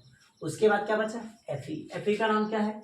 अब Fe का साधारण नाम मत लिखिएगा कि फेरस लिख दें, गलत काट दिया जाएगा, फेरेट, क्योंकि लैटिन नेम लिखना है, तो क्या लिखेंगे, फेरेट। ठीक, फेरेट डबल आ जाएगा, ठीक है, फायरेट लिखते हैं। अब इसका ऑक्सीडेशन नंबर निकालिए, 4 + x और CN का -1, तो 6 बार हो जाएगा, -6 बराबर 0, घटाएंगे -2, उधर जाएगा +2, ऑक्सीडेशन नेक्स्ट। चलिए तीसरे का नाम देते हैं, तीसरे का नाम आप करेंगे, बोलिए, कर लेंगे। मैं ये दोनों तो आपका आसान है, ये दोनों आप कर लेंगे। ठीक है, मैं थोड़ा हार्ड वाला कर दूं, नहीं तो आप लोग इसको छोड़ देंगे, दिक्कत इस बात की। चलिए इसको हम करवा दें, ये आपको कमेंट बॉक्स में बताना है, और कहिए तो हम कर देंगे। ठीक है, चलिए हम कर देते हैं, नहीं तो आप लोग करेंगे नहीं तो दिक्कत हो जाएगी ना। K को क्या बोलते हैं, पोटेशियम, पोटेशियम। और 6 को बोलते हैं हेक्सा, और CN को बोलते हैं साइनो, और Fe का मतलब फिर वही चीज है, FeRATE फेरेट। ऑक्सीडेशन निकाल लीजिए, इसका 3 और इसका -6, 3 में से 6 जाएगा -3, तो ऑक्सीडेशन +3। इसका निकालिए, बनेगा पोटेशियम। पोटेशियम में क्या बनेगा, के का नाम क्या है, पोटेशियम। क्लियर। अब इसमें एमीन आया कि क्लोरो, पहले ए आया ना, तो इसका नाम एमीन, एमीन। अब Cl का नाम क्या है, क्लोरो, तो कौन सा क्लोरो, 3 बार है तो ट्राईक्लोरो, ट्राईक्लोरो। अब ट्राईक्लोरो, अब उसके बाद प्लेटिनेट, प्लेटिनम नहीं प्लेटिनेट, क्योंकि लैटिनेम चाहिए, प्लेटिनेट। प्लेटिनेट का निकाल लो, +1 x 0 -1 और -1 का 3 गुणा करेंगे -3, उधर भेजेंगे घटेगा तो -2 उधर जाएगा +2, ऑक्सीडेशन +2। क्लियर। ऑक्सीडेशन आप लोग सीख सकते हैं, अगर दिक्कत होगा तो बताइएगा। Na2 ऐसे सेम लिखेंगे, Na2 है तो क्या नाम लिखेंगे, सोडियम, सोडियम हो गया। अब ये क्या है, EDTA, EDTA को क्या कहते हैं, एथिलीन डाइमीन टेट्राएसीटेट। ठीक, तो क्या लिखेंगे, ethylene diamine tetra acetate, ethylene diamine tetra acetate. ठीक, अब उसके बाद यानाई का क्या नाम लिखेंगे, निकिलेट, निकिलेट, निकलेट। अब इसका निकाल लीजिए 2+ और इसका क्या बना 0, कहानी खत्म, तो आया +2, ऑक्सीडेशन। ठीक, और इस तरह का अगर आ जाए अलग अलग तो इसको 2 पार्ट में डिवाइड करिए, ये क्या बनेगा, पहले ये टूटेगा तो पहले इसका ऑक्सीडेशन कैसे निकालते हैं देखिए। पहले इसको यक्स करो, लेट करो यक्स, इसका ऑक्सीडेशन 0 हो जाएगा, और मतलब NH3 उदासीन लिगेंड है, 0 हो जाएगा, और प्लस इसका लेट करेंगे यक्स, इसका -6 बराबर 0। अब देखिए सॉल्व कर लीजिए, उधर यक्स 2x और 6 को उधर भेजेंगे, +6 2 3 6, तो यक्स बराबर 3, मतलब दोनों पर 3 3 आएंगे, एक पे 3 प्लस तो एक पे 3 माइनस, तो पहले वाले पे 3 प्लस कर दीजिए और दूसरे वाले पे 3 माइनस कर दीजिए। अब इसको प्लस के अकॉर्डिंग नाम, इसको माइनस के अकॉर्डिंग नाम। प्लस के अकॉर्डिंग इसका नाम क्या होगा, इसके आधार पर, तो पहले इसमें किसका नाम दिया जाता है, NH3 होल 6 का क्या नाम होगा, हेक्सा, और इसका नाम क्या होगा, एमीन, हेक्सा एमीन। और Cr का क्या नाम है, क्रोमियम, क्या नाम होगा, क्रोमियम। उसके बाद क्रोमियम, क्योंकि साधारण नाम लेना है, अब 3 प्लस है तो क्रोमियम में कुछ करना नहीं है, थर्ड लास्ट में लिख देना आयन, ये इसका हो गया। अगर आयन नहीं लिखना तो घबराने की कोई जरूरत नहीं, इसी के आगे ये भी लिख दीजिए, ये माइनस के आधार पर लिखेंगे, पहले 6 को क्या लिखेंगे, हेक्सा। ठीक, मन का यहाँ लिखिए, मन का नीचे लिख दीजिए हेक्सा, और Cn का नाम क्या है, साइनो लिखो चाहे साइनाइडो लिखो। फिर उसके बाद क्या है, CO, CO का जानते हैं साधारण नाम नहीं लैटिन लिखना है माइनस वाले, तो कोबाल्टेट हो जाएगा, लेकिन कोबाल्टेट लिखा नहीं जाता, कोबाल्ट का कोबाल्ट ही होता है। ठीक, फिर उसके बाद -3 है, यहाँ पर लिख दीजिए। ठीक, ये आपका हो गया नामकरण। IUPAC में बहुत अच्छे से आपको इतना आया होगा। चलिए और आगे आपको सिखाते हैं, इसको स्क्रीनशॉट ले लीजिए। अब देखिए दोस्तों, अब हम बात करेंगे कि ब्रिज IUPAC कैसे नामकरण करते हैं, ठीक है ना। तो ब्रिज सिस्टम में अगर नामकरण करना है तो वो भी आप सीख लें। तो देखिए, जब ब्रिज सिस्टम में आता है IUPAC तो सबसे पहले आपको यहाँ पर ध्यान ये देना चाहिए कि पहले लिखा क्या है। ठीक, तो लिगेंड्स ये वाला होता है, ये भी लिगेंड्स है, ये भी लिगेंड्स है। ठीक, और जब ब्रिज सिस्टम में ऐसे सिस्टम में रहेगा तो उसको म्यू के रूप में लिखा जाता है, ऐसे म्यू बना के लिखा जाता है। ठीक है ना, तो चलिए अब आगे बढ़ते हैं। तो 4 H2O कितनी बार है, 4 बार, और 4 को क्या कहते हैं, टेट्रा, तो हम लोग लिखेंगे टेट्रा। ठीक, अब यह है क्या, एक्वा, तो हम लोग क्या लिखेंगे, tetra aqua. Clear, tetra aqua. अब ये क्या है, आयरन, तो स्मॉल लेटर में सब लिखना आयरन। क्लियर, कैपिटल ना लिखिएगा आयरन। अब ये देखिए क्या है, ब्रिज सिस्टम में है ना, तो म्यू हाइड्रोक्सो, इसका नाम क्या होगा, म्यू हाइड्रोक्सो, म्यू में हाइड्रोक्सो। बहुत लोग इसको जानते हैं हाइड्रोक्साइडो लिखते हैं, बहुत लोग हाइड्रोक्सो लिखते हैं। चाहे म्यू चाहे 2 बार लगाए, चाहे एक ही बार लगा सकते हैं, तो भी कोई दिक्कत नहीं है। फिर इसका नाम लिखेंगे, क्या लिखेंगे, टेट्रा एक्वा आयरन। और आप चाहे तो 2 बार लिखें टेट्रा एक्वा आयरन, या फिर आपके पास एक चांस है, जब डबल डबल रहता है यही नाम तो आगे 20 लिख देना चाहिए, क्या 20 लिख देंगे तो यही चीज दोबारा नहीं लिखना पड़ेगा। ठीक है, और लास्ट में क्या लिखा है, SO4 पे 2, तो SO4 को सल्फेट नाम है, पहले इसका ऑक्सीडेशन निकालिए, तो इसका -1 होता है और इसका 0 होता है, इसका भी 0 होता है। -1 और सल्फेट का 2 माइनस, 2 दूनी 4 माइनस, और 4 माइनस 1 उधर जाएगा, 1 में से -4 घटेगा, -3 उधर जाएगा, +3। तो कितना आ गया ऑक्सीडेशन? +3। ठीक, और फिर लास्ट में क्या है? SO4। SO4 का नाम क्या है? सल्फेट। ये बन गया। क्लियर? ऐसे बनाते हैं। ऐसे सेम इसको बना लेंगे। इसको भी कैसे बनाएंगे आप? सेम वही प्रोसेस, यही नाम है, ये नाम है। ठीक, इसका नाम क्या है? ऑक्जेलेटो। कितनी बार है? 2 बार। तो 2 को क्या लिखते हैं? Di, dioxalato. Clear? Dioxalato. इसका नाम क्या है? क्रोमियम। तो क्या लिखेंगे? Chromium, chromium. अब क्रोमियम का ऑक्सीडेशन नंबर 3। क्लियर? अब देखिए 2 बार ये भी आएगा, 2 बार आएगा तो आगे क्या लगा दीजिए? 20। ठीक, अब डबल डबल मत देखिए, आप फायदे में हो जाएंगे। यही चीज आपको डबल आना पड़ेगा, उससे चीज एक ही बार 20 लगा दीजिए। कम 20 मतलब यही संख्या 2 बार है। अब ये ब्रिज सिस्टम में है तो इसको क्या लगाएंगे? म्यू। अब म्यू चाहे एक बार लगाइए चाहे 2 बार लगा दीजिए। हाइड्रोक्सो। ठीक है, हाइड्रोक्सो लिखो चाहे हाइड्रोक्साइडो लिखो। अब क्या बचा? ये 4 माइनस, तो आप 4 माइनस को लिख सकते हैं, चाहे डायरेक्ट आप आयन के रूप में लिख सकते हैं। ठीक है ना, ये आपके ऊपर है। चलिए नेक्स्ट आते हैं, इसको कैसे बनाएंगे? इसको हम लोग बनाएंगे Fe है, तो ये देखिए पहले लिगेंड्स 6 बार, 6 बार को क्या पढ़ेंगे? हेक्सा। और H2O का नाम क्या है? Aqua, hexa aqua. अब कौन है? आयरन, तो हेक्सा एक्वा क्या लिखेंगे? आयरन। अब आयरन का ऑक्सीडेशन निकालेंगे, तो इसका लेट कीजिए यक्स, इसका 0 होता है, 0 का 6 में गुणा करेंगे 0, और ये बराबर में +2। ठीक, अब यक्स बराबर +2, ऑक्सीडेशन +2, तो यहाँ लिखेंगे ऑक्सीडेशन +2। क्लियर? धनात्मक है। और जब ऐसे रहे तो लास्ट में आयन जोड़ दीजिए। क्या जोड़िए? जब इसके आगे कुछ ना लिखा रहे, इसके आगे पीछे कुछ ना रहे, तो आप समझिए अनाथ है, और अनाथ के बगल में आयन जोड़ दीजिए। समझ गए? ऐसे आप पहचान लेंगे। बोली बनाने आ गया होगा आप सभी को IUPAC। अब इतना स्क्रीनशॉट ले लीजिए, फिर आगे और आगे चलते हैं।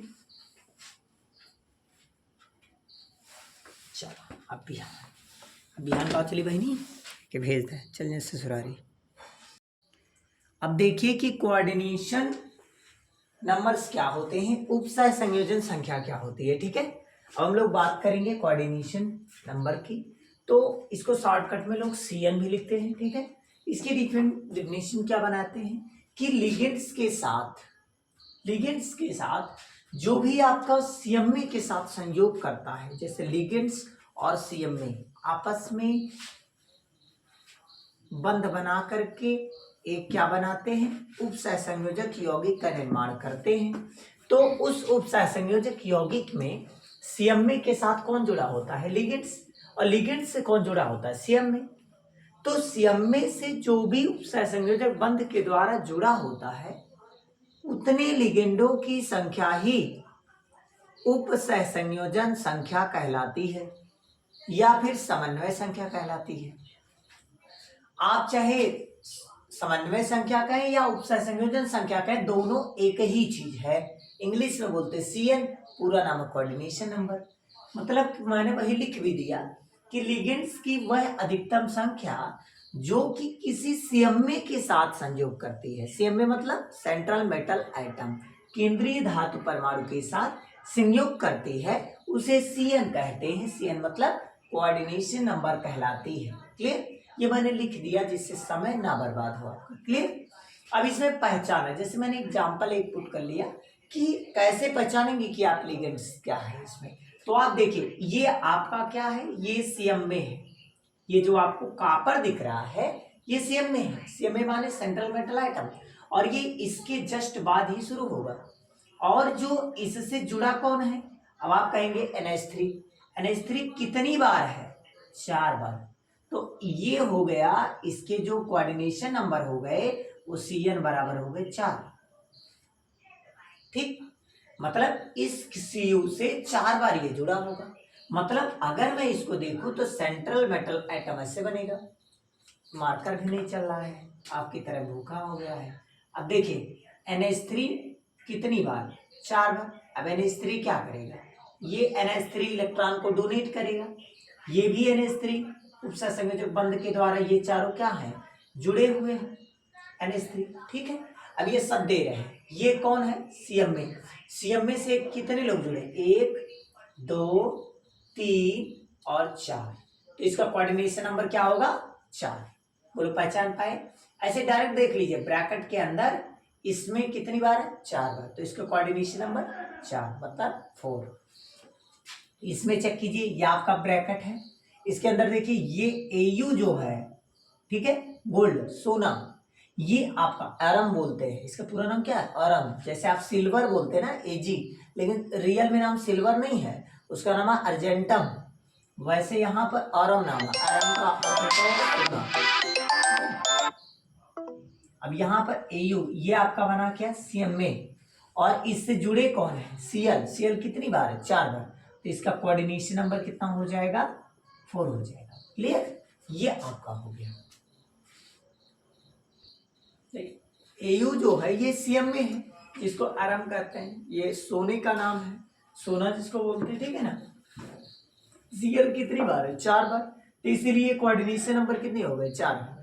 वैसे आप देख लिया करो अगर लिगेंड्स 1 है तो उसका कोऑर्डिनेशन नंबर 1 होगा, अगर उसमें होल के रूप में कुछ लगा है वो काउंट कर लीजिए आप, जितनी बार लिगेंड्स रहेंगे उन सबका काउंट करके आप बता दीजिए, ठीक है।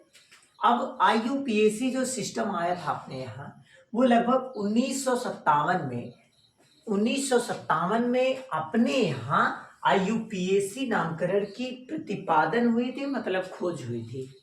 उसके बाद 2 साल के बाद 1959 में, ठीक है, 1959 में नामांकन पद्धति आ गई कि जो भी होगा सबका नाम दिया जाएगा, जो भी हम लोग का ये कोऑर्डिनेशन नंबर है या कोऑर्डिनेशन कंपाउंड्स हैं इनका नामकरण होगा।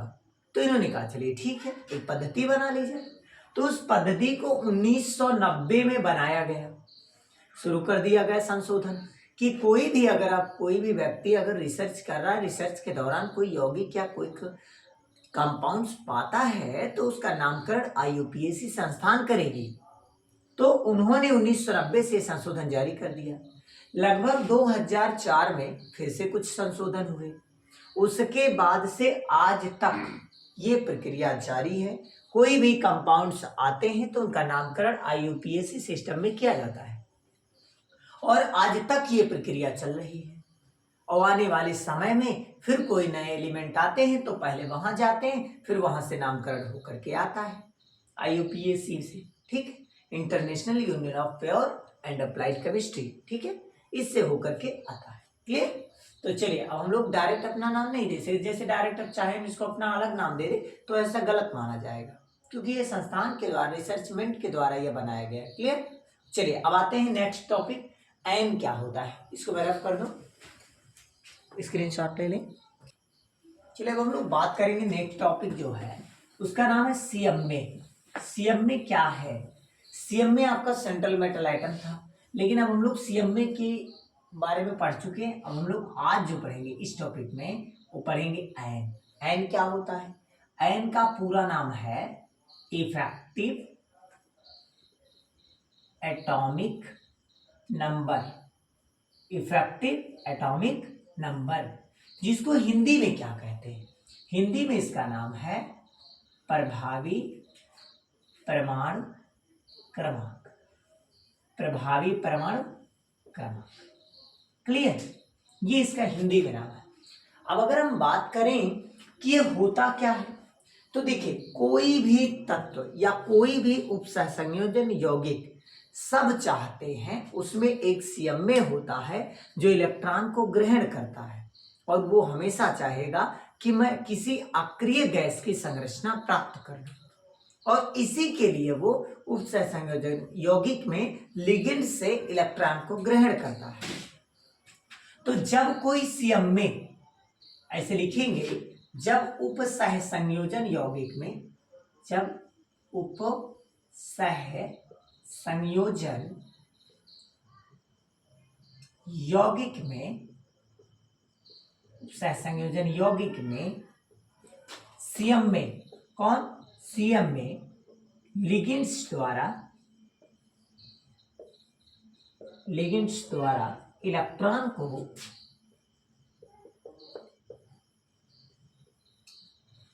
को ग्रहण करके अक्रिय गैस की संरचना बनाता है,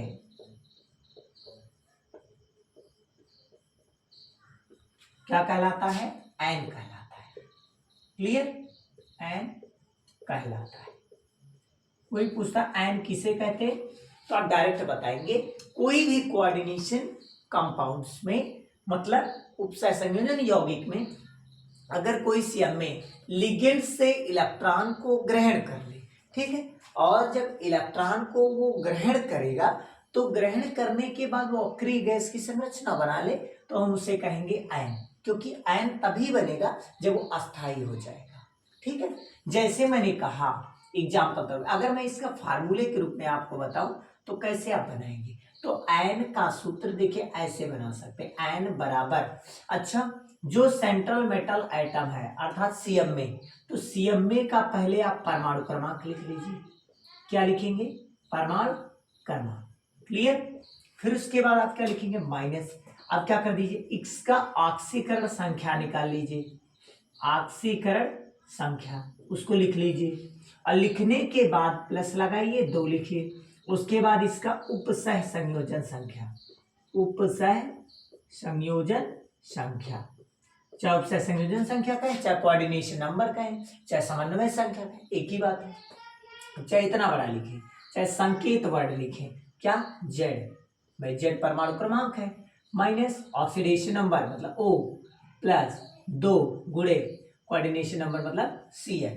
ये आप एन का फार्मूला बना सकते, आपको पता होना चाहिए इसमें कौन क्या है। ठीक है, अब चलिए नामकरण एक दो का निकाल के सीखते हैं।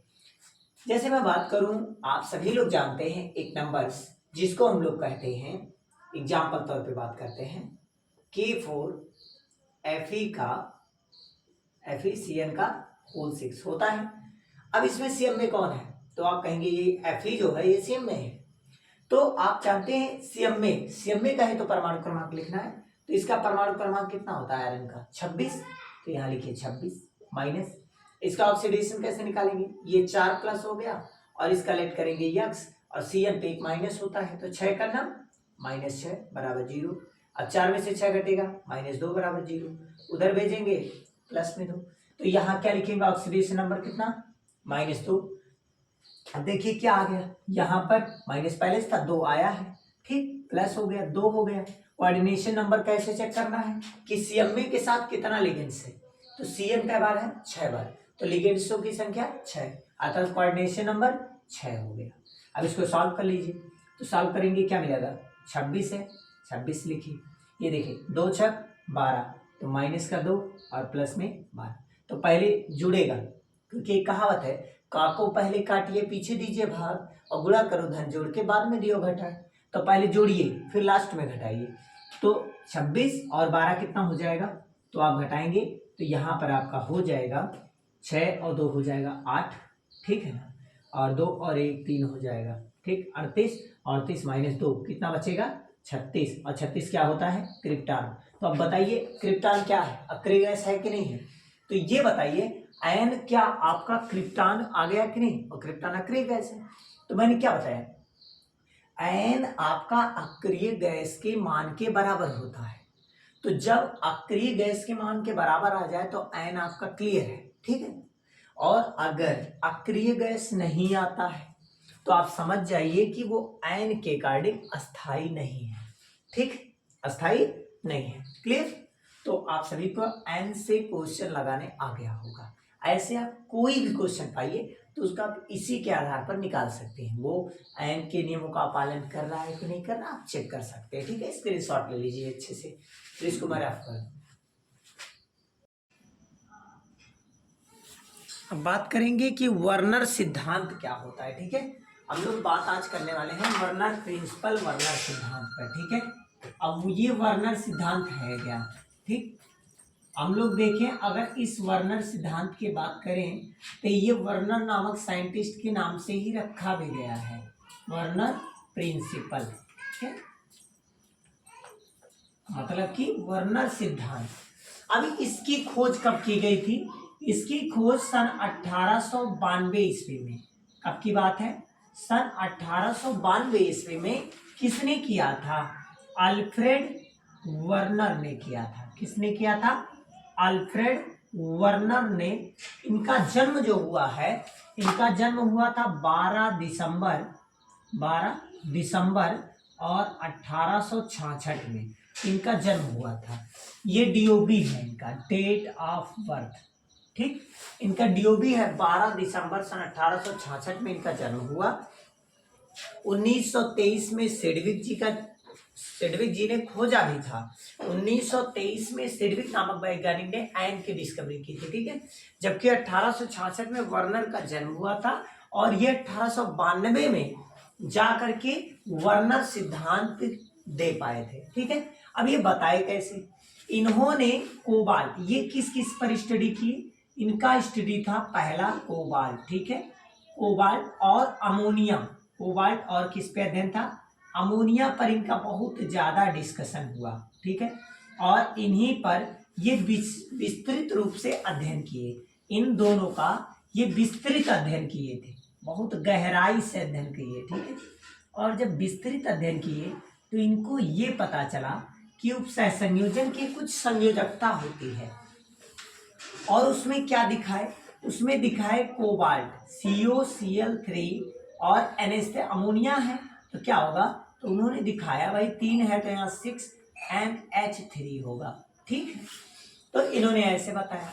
और बाद में इन्होंने COCl3 डॉट एक एक घटाते गए, 5NH3 अमोनिया की मात्रा कम करते चले गए, COCl3 और डॉट में 4NH3। ठीक है, फिर ऐसे ये फिर क्या किए? COCl3 फिर यहाँ कर दिए 3NH3। अब इससे क्या मिला? इससे देखा गया कि इसका कुछ और रंग मिला। इसका रंग येलो मिल गया, मतलब पीले रंग का प्राप्त हुआ।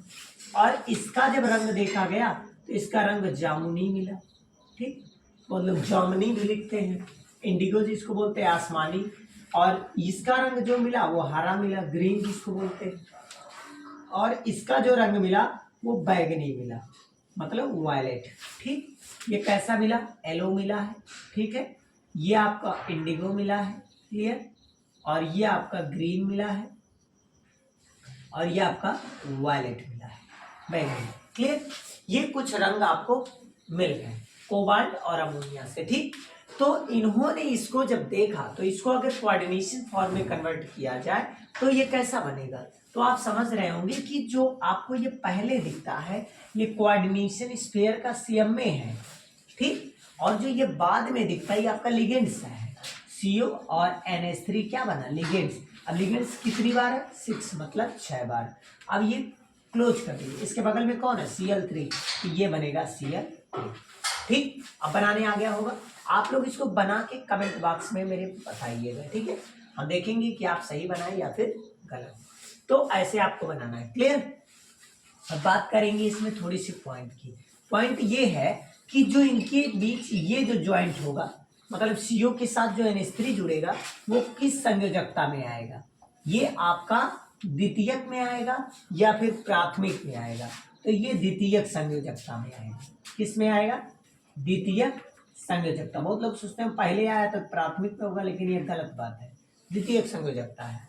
और जो ये है ये प्राथमिक संयोजकता के साथ जुड़ेगा। क्लियर, बहुत लोग इसी में कंफ्यूज रहते हैं, कंफ्यूजन दूर कर लीजिए। ठीक है, primary valency and secondary valency. Clear, क्योंकि ये पहले आया है तो इसकी पहली वरीयता दी जाएगी प्राथमिक, और ये बाद में है, बाद में दी जाएगी द्वितीय। ठीक है, तो ये आपको इतना क्लियर हो गया वर्नर सिद्धांत में। चले आते हैं इन्होंने प्रिंसिपल कैसे दिया, कैसे कैसे इन्होंने विचार किया था। चलिए इसको रफ कर देते, स्क्रीनशॉट ले लिया करिए। ठीक है ना,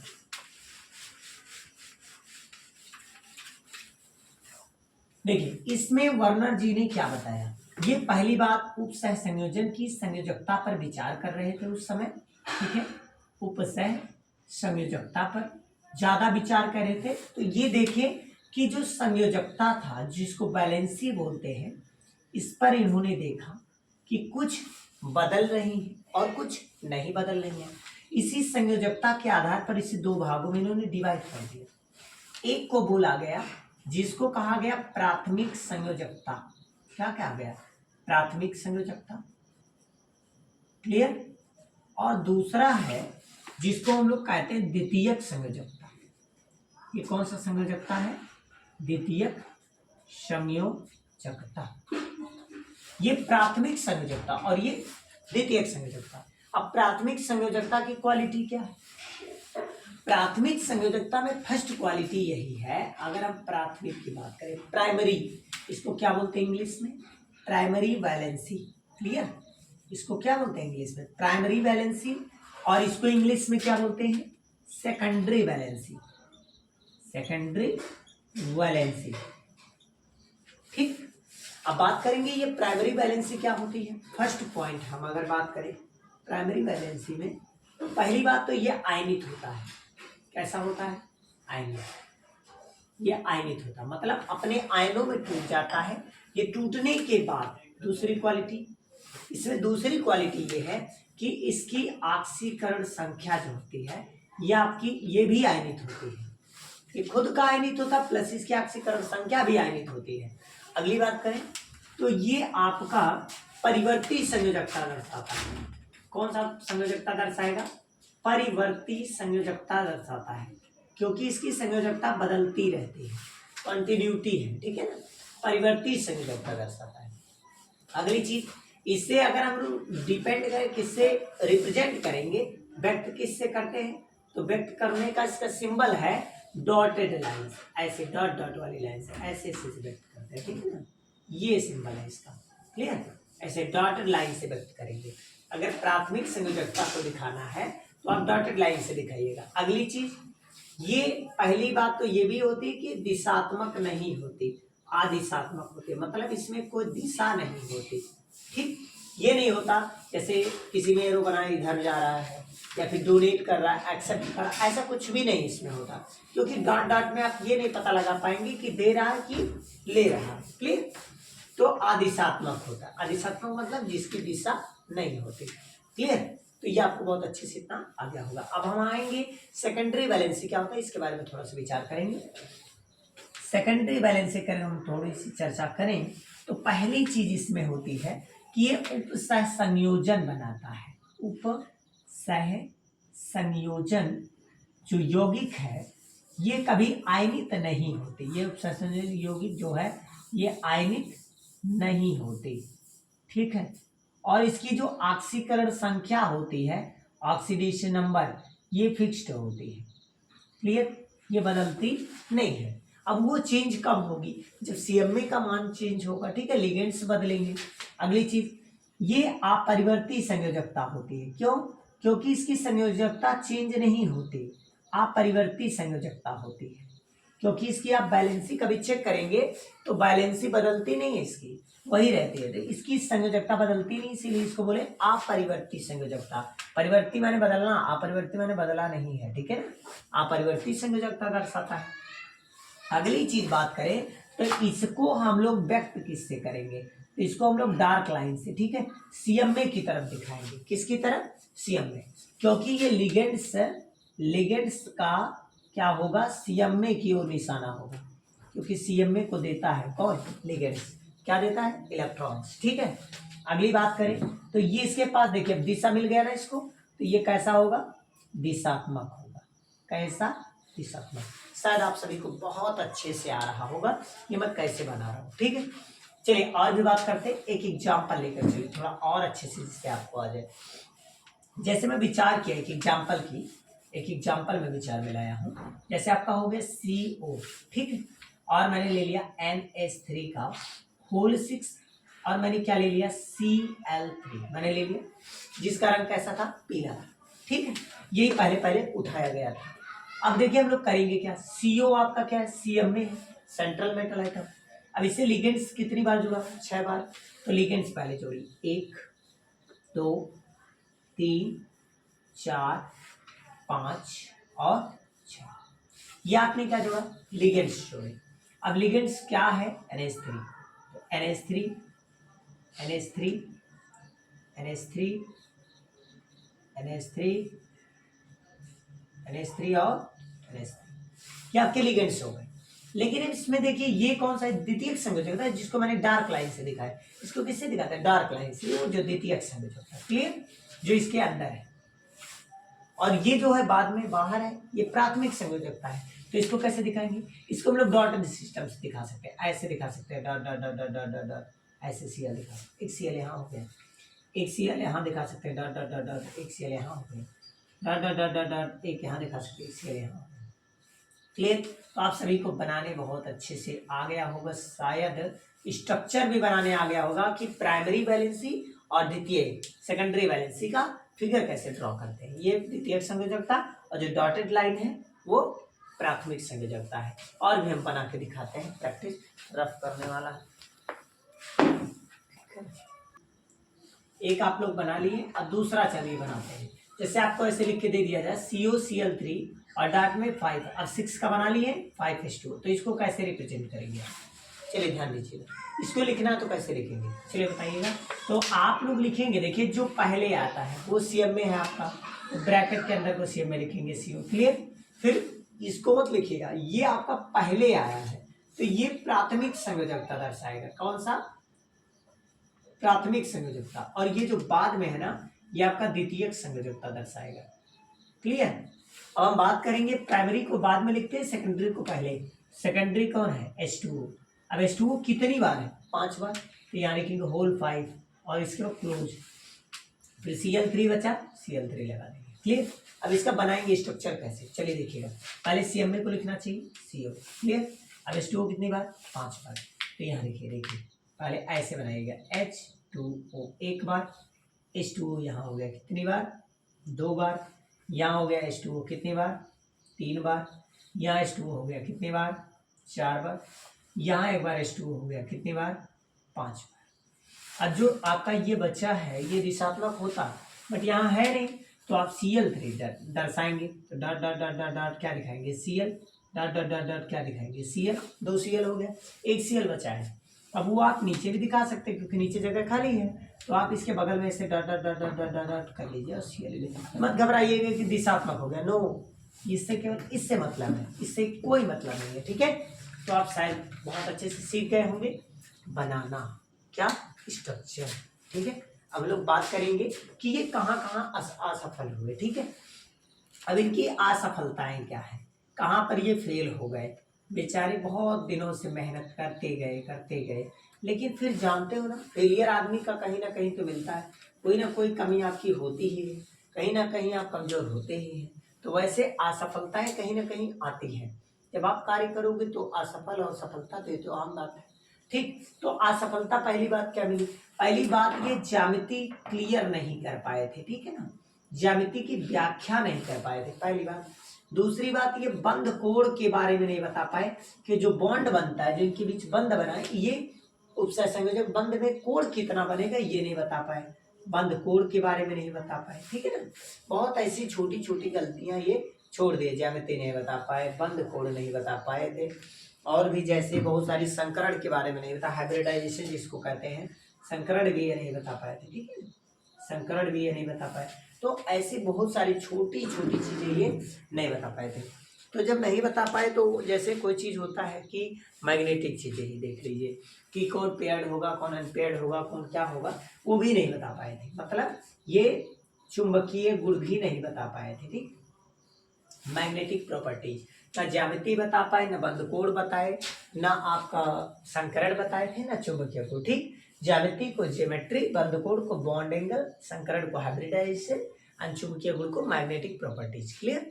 तो अब हम लोग आते हैं इसके बाद वीबीटी, इसको बताने वाले कौन है, वीबीटी में बताया जाएगा कौन इसको बताए थे। चलिए इतना नोट डाउन कर लीजिए, फिर सॉल्व कर लीजिए।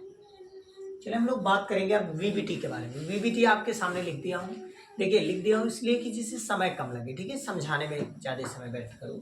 ठीक है, तो हम लोग बात करते हैं वीबीटी क्या है। तो वीबीटी का मतलब होता है वैलेंस बॉन्ड थ्योरी। ठीक है, जिसको हम लोग कहते हैं संयोजी बंध कोण। ठीक, अगर हम बात करें संयोजी बंध सिद्धांत में क्या बताया गया था, तो वीबीटी क्यों बनाना जरूरी पड़ा, आप इसके बारे में बहुत अच्छे से जानते हैं कि वर्नर जी ने, अल्फ्रेड वर्नर जब इसके बारे में खोज कर रहे थे सन 1900 में और 1892 में ही क्लियर वो कर दिए थे कि बंधकोण की, ज्यामिति की, संकरण की व्याख्या नहीं कर पाए थे।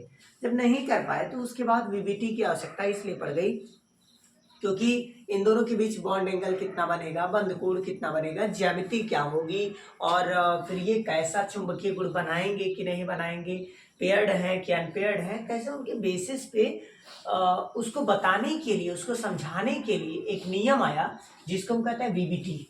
ये भी एक प्रिंसिपल है, जैसे वर्नर सिद्धांत वैसे ये भी है वीबीटी, वैलेंस बॉन्ड थ्योरी। ये बताया गया कि जैसे सीएमए और लिगेंड्स के बीच में क्या संबंध होता है, इनकी पूर्ण व्याख्या की गई।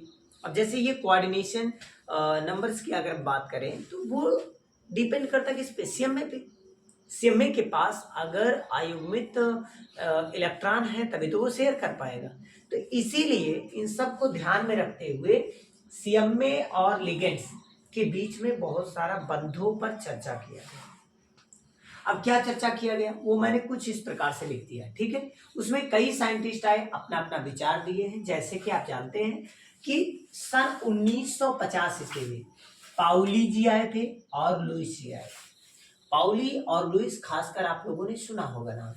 तो ये पाउली और लुईस ने यह बताया था, और बताया भी क्या, उन्होंने यही बताया कि सीएमए इलेक्ट्रॉन को रिसीव करता है, मतलब लेता है।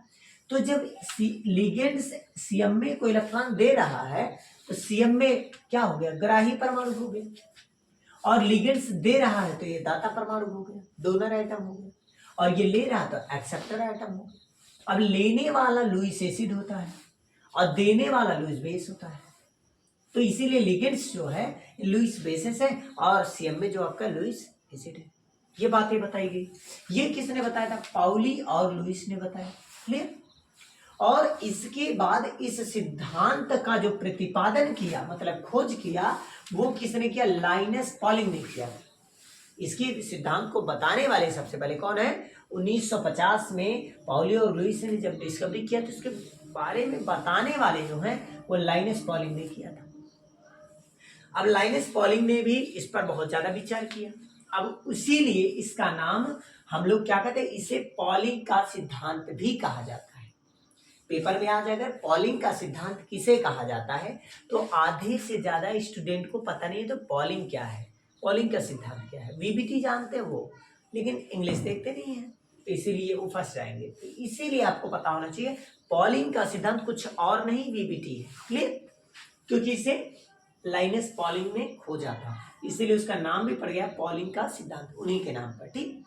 तो कैसे है न्यूटन के गति विषय का नेम तो न्यूटन के नाम पे पड़ गया है, सर आइजैक न्यूटन से। ठीक है, वैसे यहाँ भी पड़ गया। तो इसे पॉलिंग का सिद्धांत भी कहते हैं।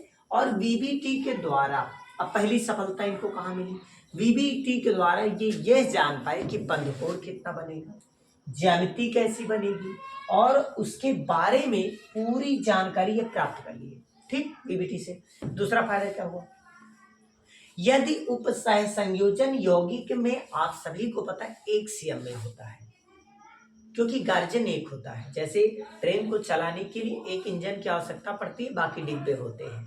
ठीक है, कहावत है कि एक अगुआ बिना 9 सजुलाहा डूब के मर गए। मतलब अगर एक उसमें है सीएमए तो पूरा कार्य हो जाएगा। तो वैसे उपसह संयोजन यौगिक में केवल एक सीएमए होता है। क्लियर। और सीएमए करता क्या है, इलेक्ट्रॉन को ग्रहण करके उपसह संयोजक बंध का निर्माण कर देता है। अगर वो इलेक्ट्रॉन को एक्सेप्ट ना करे तो उपसह संयोजक बंध नहीं बन सकता। ठीक है ना।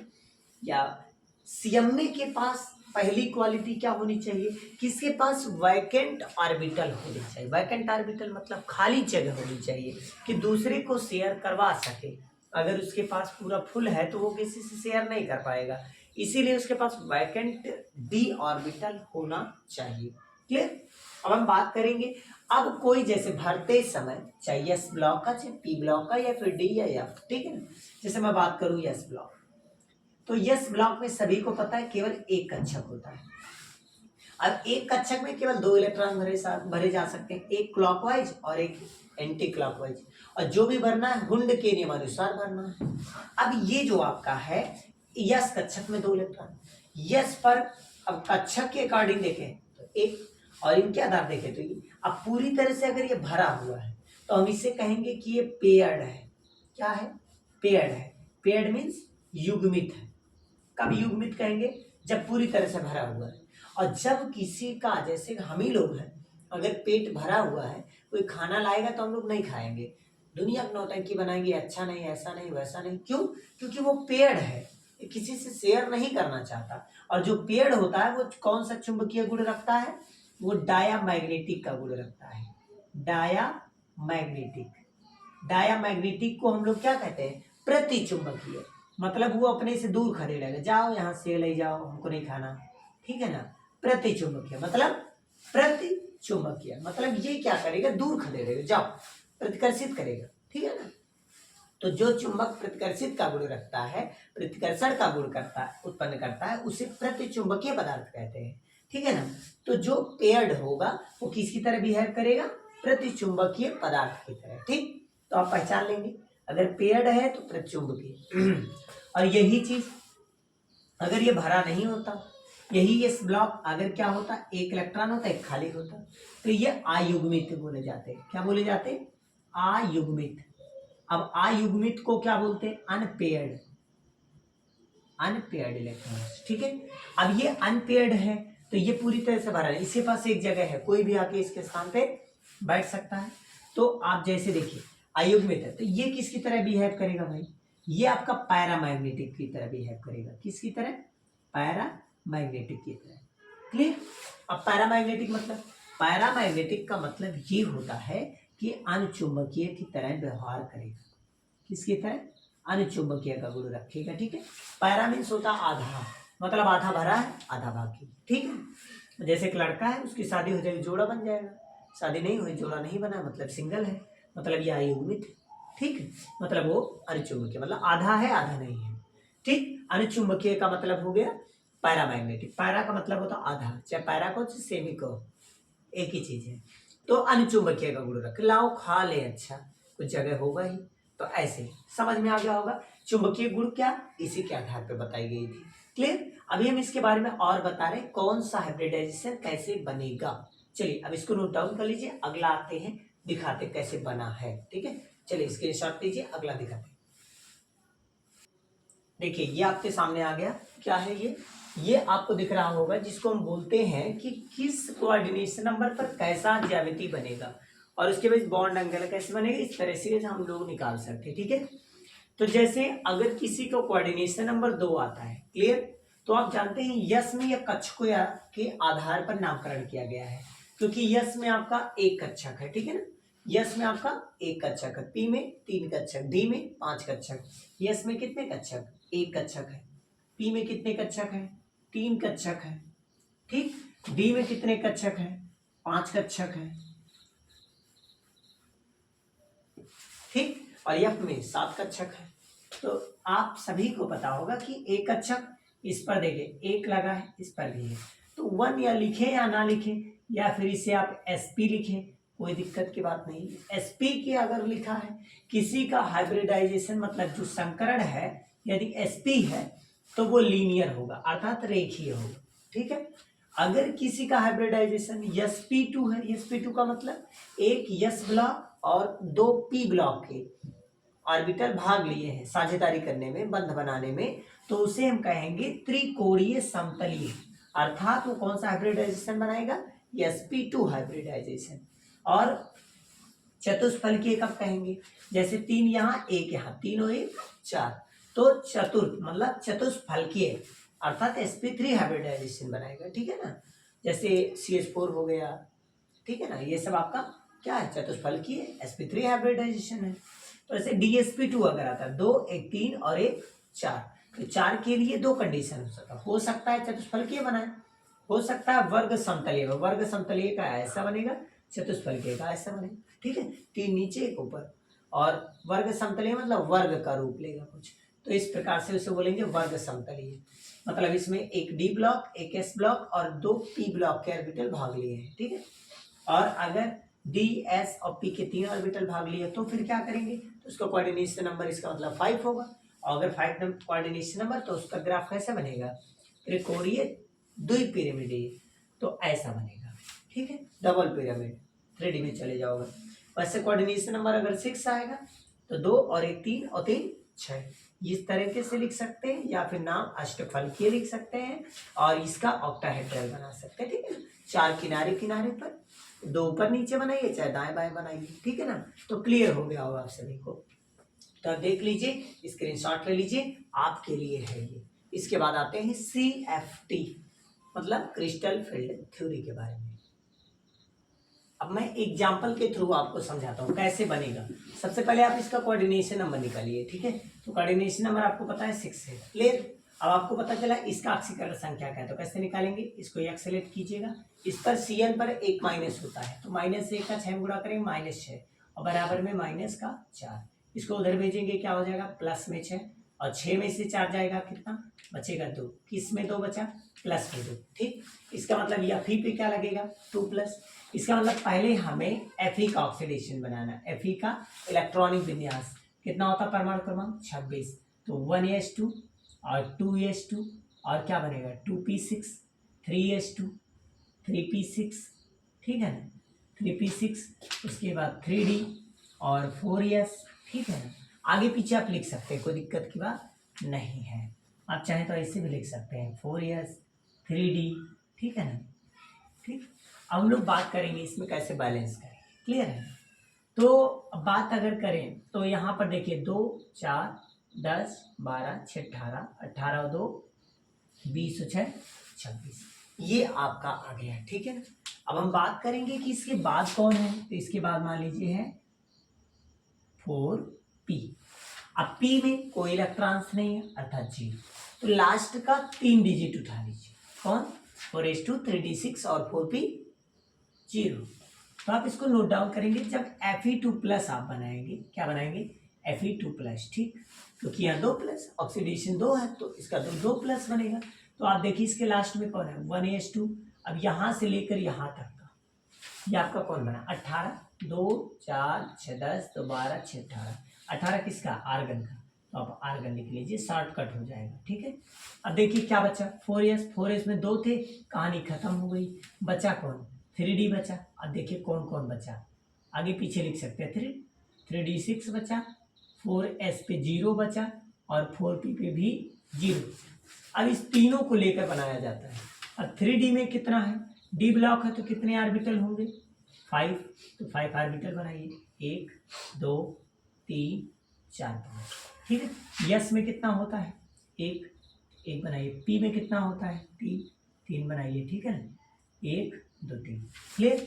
अब इसमें कौन कौन होता है, ये आपका dxy होता है, dyz dzx dx² - y² dz², ठीक। और ये होता है यस, ये होता है px py और pz, क्लियर। इसको हम लोग बोलते हैं ग्राउंड स्टेट, कौन सा स्टेट, ग्राउंड स्टेट, क्लियर। अब इसमें डी में कितने हैं 6, तो 1 2 3 4 5 और 6, इसके अकॉर्डिंग भरे हुंड लॉ के। अब उन्होंने ये कहा मुझे पेयर्स में कितने लेने हैं, इसके बगल में कितने लिगेंड्स है 6, तो कितने खाली हैं 1 2 3 4 5 6, 2 और चाहिए। 2 के लिए हम लोग क्या करें, इनको करें भाई पास हो जाओ, एक दिन एडजस्ट कर लो, क्योंकि शादी विवाह का मामला है। अब भाई जब इनको एक दिन एडजस्ट करने की बात आएगी तो ये क्या करेंगे, एक कमरे में 2 लोग, जो एक लोग हैं वो कितने हो जाएंगे, डबल हो जाएंगे, 1 2 3 4 5, ठीक है ना, 3 और 2 5, और इसमें 1 हो गया, इसमें आपका 3 हो गया। अब देखिए इसको बोलते हैं एक्साइटेड स्टेट, क्योंकि इसमें जंपिंग हुई है, ठीक, उत्तेजित इलेक्ट्रॉन जाएंगे इधर आएंगे, जंप करके क्या बनेगा 1 2 1 2 2 हो गया, इसमें आके बैठ गया, ये वाला इसमें आके बैठ जाएगा। अब देखिए 2 इसमें से खाली हो गए और इसमें टोटल कितने कौन कौन से खाली हुए, ये आपका 3d है, तो ये डी ब्लॉक में डी में कई ऑर्बिटल खाली है 2 ऑर्बिटल, तो d2 लिखेंगे। यस में कई ऑर्बिटल खाली हुआ सिंगल, तो यस लिखेंगे। पी में कई ऑर्बिटल खाली हुआ 1 2 3, तब पी में क्या लिखेंगे 3, ठीक। अब चाहे ये हाइब्रिडाइजेशन लिखिए, ठीक, हाइब्रिडाइजेशन माने संकरण, ठीक है, चाहे ऐसे लिखिए और चाहे आप इसको ऐसे लिखिए और चाहे आगे पीछे कर दीजिए, तो कैसे लिख सकते हैं यस p3 और d2। तो आप सभी को पता इसमें कोऑर्डिनेशन नंबर कितना बना, तो चलिए कोऑर्डिनेशन नंबर कैसे चेक करोगे, तो कोऑर्डिनेशन नंबर माने समन्वय संख्या या उपसय संयोजन संख्या कैसे चेक करते हैं, 2 इस पे 3 इस पे, कितने हुए 5 5 और इस पर 1, कितना हो गया 6, तो टोटल कोऑर्डिनेशन नंबर कितना बना 6, और 6 होता है तो उसको क्या बोलते हैं, ऑक्टाहेड्रल। कैसा संरचना बनाएगा ये, इसका संरचना क्या होगा, तो आप बताएंगे ऑक्टाहेड्रल। ऑक्टाहेड्रल का मतलब ऑक्टाहेड्रल, इसको हम बोलते हैं अष्टफलकीय। क्या बोलेंगे, अष्टफलकीय संरचना बनाएगा। अब अष्टफलकीय बनता कैसा है, अच्छा इसके चुंबकीय गुण क्या होंगे, चुंबकीय गुण की बात करें, प्रॉपर्टीज, तो ये बताओ पूरी तरह से पेयर्ड है कि अनपेयर्ड है इसमें एक को, तो सबका सब कैसा है, पेयर्ड है। इसमें जितने को सटाया गया पास पास में सबका सब पेयर्ड है, और जब सब पेयर्ड है तो ये कैसा होगा, अयुग्मित इलेक्ट्रॉन नहीं है, मतलब ये युग्मित है, और जब युग्मित होंगे तो कैसा बिहेव करेगा, तो आप जानते हैं प्रतिचुंबकीय। जब पेट भरा है तो कुछ खाएगा जरूर नहीं, ठीक है ना, तो प्रति चुंबकीय की तरह व्यवहार करेगा। ठीक, आपको इतना समझ में। अब स्ट्रक्चर कैसे बनाते हैं, चलो देखो, Fe क्या है, सेंट्रल मेटल आइटम है, एक बार।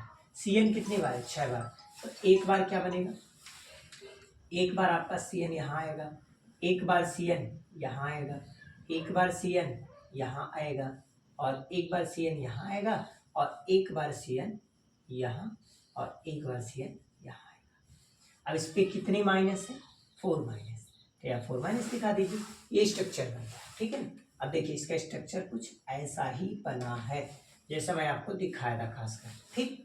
तो आप सभी को बहुत अच्छे से एग्जाम्पल समझ में आ गया होगा, ऐसे कई एग्जाम्पल आप सॉल्व कर सकते हैं, क्लियर। अब आते हैं CFT क्या होता है, ठीक। बात करेंगे स्पेक्ट्रोकेमिकल सीरीज क्या होते हैं, तो देखिए मैंने लिख दिया है स्पेक्ट्रोकेमिकल सीरीज क्या है, ठीक है। तो इसमें आपको ये पता होना चाहिए कि जो NH3 आपको दिख रहा है, ये दिख रहा है ना NH3 के पहले, मतलब ये जो आपको दिख रहा है ये सब NH3 के पहले ये सब जो दिख रहा है ये आपके प्रबल लिगेंड है। इनको क्या बोलते हैं, प्रबल लिगेंड, मतलब स्ट्रॉन्ग लिगेंड, ठीक है, प्रबल लिगेंड है, क्लियर। और जो NH3 के बाद में है, मतलब ये पूरा ये जो आपको दिख रहा है इसको बोलते हैं दुर्बल लिगेंड। क्या बोलते हैं, दुर्बल लिगेंड। ये क्या होता है, इसको हम लोग एक घटते हुए क्रम में रखते चले गए, सबसे ज्यादा प्रबल CO, उससे कम उससे कम उससे कम, सब ऐसे अरेंजमेंट करते करते जब रखा गया तो एक श्रेणी प्राप्त हो गई, और इसी श्रेणी को अर्थात इसी सीरीज को हम लोग स्पेक्ट्रोकेमिकल सीरीज कहते हैं, ठीक है। इसी के बेसिस पर हम लोग लिगेंड्स की पहचान करते हैं कि कौन स्ट्रॉन्ग लिगेंड्स है और कौन वीक लिगेंड्स है। तो स्ट्रॉन्ग लिगेंड वो है जो NH3 के पहले है, और दुर्बल लिगेंड्स वे हैं जो NH3 के बाद में है, क्लियर। अब आते हैं हम लोग कुछ और आगे चर्चा करेंगे। हम लोग बात करेंगे CFT की, लास्ट हेडिंग है, और इसी के बाद एक समावेता पढ़ाकर समाप्त कर देंगे, ठीक है। चलिए ध्यान दीजिए, आप लोग बोर हो गए होंगे शायद, मुझे विश्वास है, लेकिन कोशिश करिए पढ़ने के लिए, थोड़ा सा बंद कर दीजिए फिर अगले दिन पढ़ लीजिएगा, ठीक है। CFT का पूरा नाम है क्रिस्टल फील्ड स्प्लिटिंग थ्योरी, ठीक है। जैसे डी ब्लॉक का जो डी ऑर्बिटल्स होता है उसमें अपभ्रष्टता आती है, तो उस अपभ्रष्टता को दूर करने के लिए CFT बनाया गया है, ठीक है। तो उसको समाप्त करने की विधियां बनाई गई है, क्या विधियां बनाई गई हैं कि जैसे इसका नाम पहले जान लीजिए, क्रिस्टल क्षेत्र सिद्धांत है, ठीक है। इसको इंग्लिश में क्रिस्टल फील्ड स्प्लिटिंग थ्योरी कहते हैं, ठीक। और इसको हम लोग रिसर्चमेंट किससे करते हैं, CFSC से, ठीक। इसके बारे में खोजकर्ता जो है, इसका प्रतिपादन करने वाले वैज्ञानिक जो है उनका नाम है बैदे ने सन 1929 ईस्वी में CFT की डिस्कवरी किया था, ठीक। और उन्होंने बंध के बारे में बताया था, जो CMA और लिगेंड्स का लेन देन है इन सब के बारे में समझाया था। फिर बाद में इसका उपयोग स्लैब और पैनी ने सन 1932 में कर लिया था, ठीक है। 1932 में स्लैब और पैनी ने इसका उपयोग कर लिया था, किसका, CFT का, ठीक है ना। तो कोई भी अपभ्रष्टता को दूर करने के लिए ये बनाया गया था। अब उसमें ये बनाया गया कि जैसे डी में 5 कक्षक होते हैं, DXY, DYZ, DZX, DX² - Y² और DZ², ठीक है। ये 5 होते हैं। इन पांचों में अपभ्रष्टता हुई, अपभ्रष्टता को समाप्त करने के लिए इसमें देखा गया जो डी ऑर्बिटल से जब अपभ्रष्टता समाप्त हो गई, बस इनके बीच की ऊर्जाएं समान नहीं रह गई, किसी का Eg हो गया, किसी का T2G हो गया, ठीक है। तो अब हम लोग बात करेंगे, जैसे डी ब्लॉक है, मान लीजिए मैं लेट करता हूँ या बना के दिखाता हूँ, जैसे ये डी ब्लॉक, क्लियर। अब इस डी ब्लॉक पे कितने कक्षक होंगे, 5, 1, 2, 3 4 और 5। ये क्या बनेगा dxy, ये बनेगा dyz, ये बनेगा dzx, dx square minus y square और dz स्क्वायर। ठीक, अब इन पांचों में अब भ्रष्टता जब आती है ये सब अक्ष में है, अभी प्रेजेंट टाइम में किसमें, एक्सिस में है, तो ये इनका एक्सिस है, क्लियर है, ठीक है, ये इनका अक्ष है। अब ये अपभ्रष्टता जब आई तो इसमें ऊर्जा समान नहीं रही गई, कुछ यहाँ से क्या हो गया, कुछ ऊपर ऊर्जा स्तर पे चले गए, कुछ यही निम्न ऊर्जा स्तर पे रह गए। ठीक है, जैसे कि 2, अब देख लीजिए इसमें ये आपका 3, 1 2 और 3, और यहाँ पर बना लीजिए कितने, 2। कौन कौन से, अब देख लीजिए नामकरण से, पहले कौन आए नीचे, dxy, dyz और dzx, और ये क्या था, ये आपका है dx square minus y square और ये है dz स्क्वायर। ठीक है, अब इसमें देखिए जब भी इलेक्ट्रॉन्स अगर हमारे पास है, अगर ये वाला पूरी तरह से फुलफिल है तो वो ज्यादा अस्थायित्व है। ठीक, या एक एक इलेक्ट्रॉन है तब भी अस्थायित्व है, लेकिन अगर इससे इसमें एक भरा एक नहीं भरा तो वो उतना अस्थायित्व नहीं है जितना ये पूरी तरह से भर गया।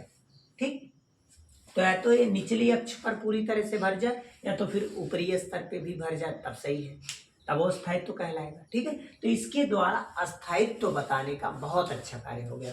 और इनके बीच की जब एनर्जी गैप देखी गई तो एनर्जी गैप क्या मिला, 0.6 और एक का गैप मिला 0.4, दोनों को मिला दिया गया तो गैपिंग लगभग 1 का आया। ठीक है, और इनको जो कहा गया, इनको कहा गया गैपिंग को T2G, क्या कहा गया, T2G और EG। ठीक है, इसका नाम EG एनर्जी गैप और इसको बोल दिया गया T2G।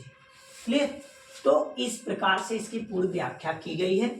तो इसी पर ज़्यादा वीडियो बहुत लॉन्ग होता चला जा रहा है, इसीलिए मैं कोशिश करूंगा कि इस वीडियो को यहीं पर विराम करेंगे और समवायता को बता करके समाप्त कर दे रहे हैं। ठीक है, चलिए देखिए अब हम लोग छोटी सी ज्यामिति पर ही छोटी सी बात करेंगे। जैसे इसमें कभी कभी आता है ना कि सिस कौन है और ट्रांस कौन है। ठीक है, तो सिस ज्यामिति कौन बोला जाता है और ट्रांस कौन सा बोला जाता है। क्लियर, अब सिस और ट्रांस के बारे में जानेंगे। सिस का मतलब ये होता है कि जिस ज्यामिति में, जैसे एक सीएम में है सेंट्रल मेटल आइटम, ठीक, और इस सेंट्रल मेटल आइटम से सेम है, जैसे मान लीजिए यहाँ पर कोई जुड़ा हुआ है, ठीक, यहाँ पर मान लीजिए जुड़ा हुआ है कोई भी मेटल, और यहाँ भी कोई जुड़ा हुआ है, क्लियर, और यहाँ भी कुछ जुड़ा हुआ है, ठीक, और यहाँ भी जुड़ा हुआ है। अब इसमें देखिए सिस का मतलब क्या हो गया, सिस का मतलब ये हो गया कि आप देखिए ये एक तरफ है कि नहीं, और ये भी देखिए एक तरफ है। इसमें अगर हम विचार करें तो इसमें आपको देखने को क्यों मिले कि एक एक तरफ, अगर राइट साइड में देखें तो सेम, लेफ्ट साइड में देखें तो सेम, तो इसको बोलते हैं सिस। क्या बोलेंगे, सिस। लेकिन अगर यही चीज किसी भी सेंट्रल मेटल आइटम से इस प्रकार से जुड़े, ए, और यहां भी जुड़ा है ए, यहां जुड़ा है Cl, यहां भी जुड़ा है Cl, आप देखिए ये ट्रांस है, क्रॉस में है, देखिए ये क्रॉस में है, इसको बोलते हैं ट्रांस। ठीक है, ये ट्रांस और ये सिस। क्लियर, आप सभी को बहुत अच्छे से आ गया होगा। चलिए अब जानते हैं समवायता के बारे में। देखिए समवायता को आइसोमेरिज्म कहा जाता है। ठीक है ना, अब हम लोग बात करेंगे कि जब 2 या 2 से अधिक यौगिक हो, ठीक है, और उनके यदि अणुसूत्र समान है, मतलब कि जो फार्मूला है वो सेम है, ठीक है, जबकि उसका संरचना अलग अलग प्रकार से बनाए जा सकते हैं, तो उसे हम लोग समवायता कहते हैं और उस पदार्थ को समवायी पदार्थ कहते हैं। ठीक है ना, और हम बात करेंगे ये टाइप्स की, तो कई टाइप्स के होते हैं, जैसे संरचनात्मक समवायता, हाइड्रेट समवायता, लिंकेज समवायता, उपसह संयोजन समवायता, लिगेंड समवायता, त्रिविम समवायता। त्रिविम समवायता भी 2 प्रकार के होते हैं, एक ज्यामितीय समवायता, एक प्रकाशिक समवायता, जो सिस और ट्रांस की कंडीशन होती है। ठीक है ना, तो बस इसी के साथ वीडियो बहुत लॉन्ग हो गई है, जिसे मैं कोशिश कर रहा हूँ आज इसी टॉपिक पर स्टॉप, फिर अगले दिन आपको मिलेगा प्रायोगिक परीक्षा के बारे में वीडियो। ठीक है, आज के लिए बस इतना ही था।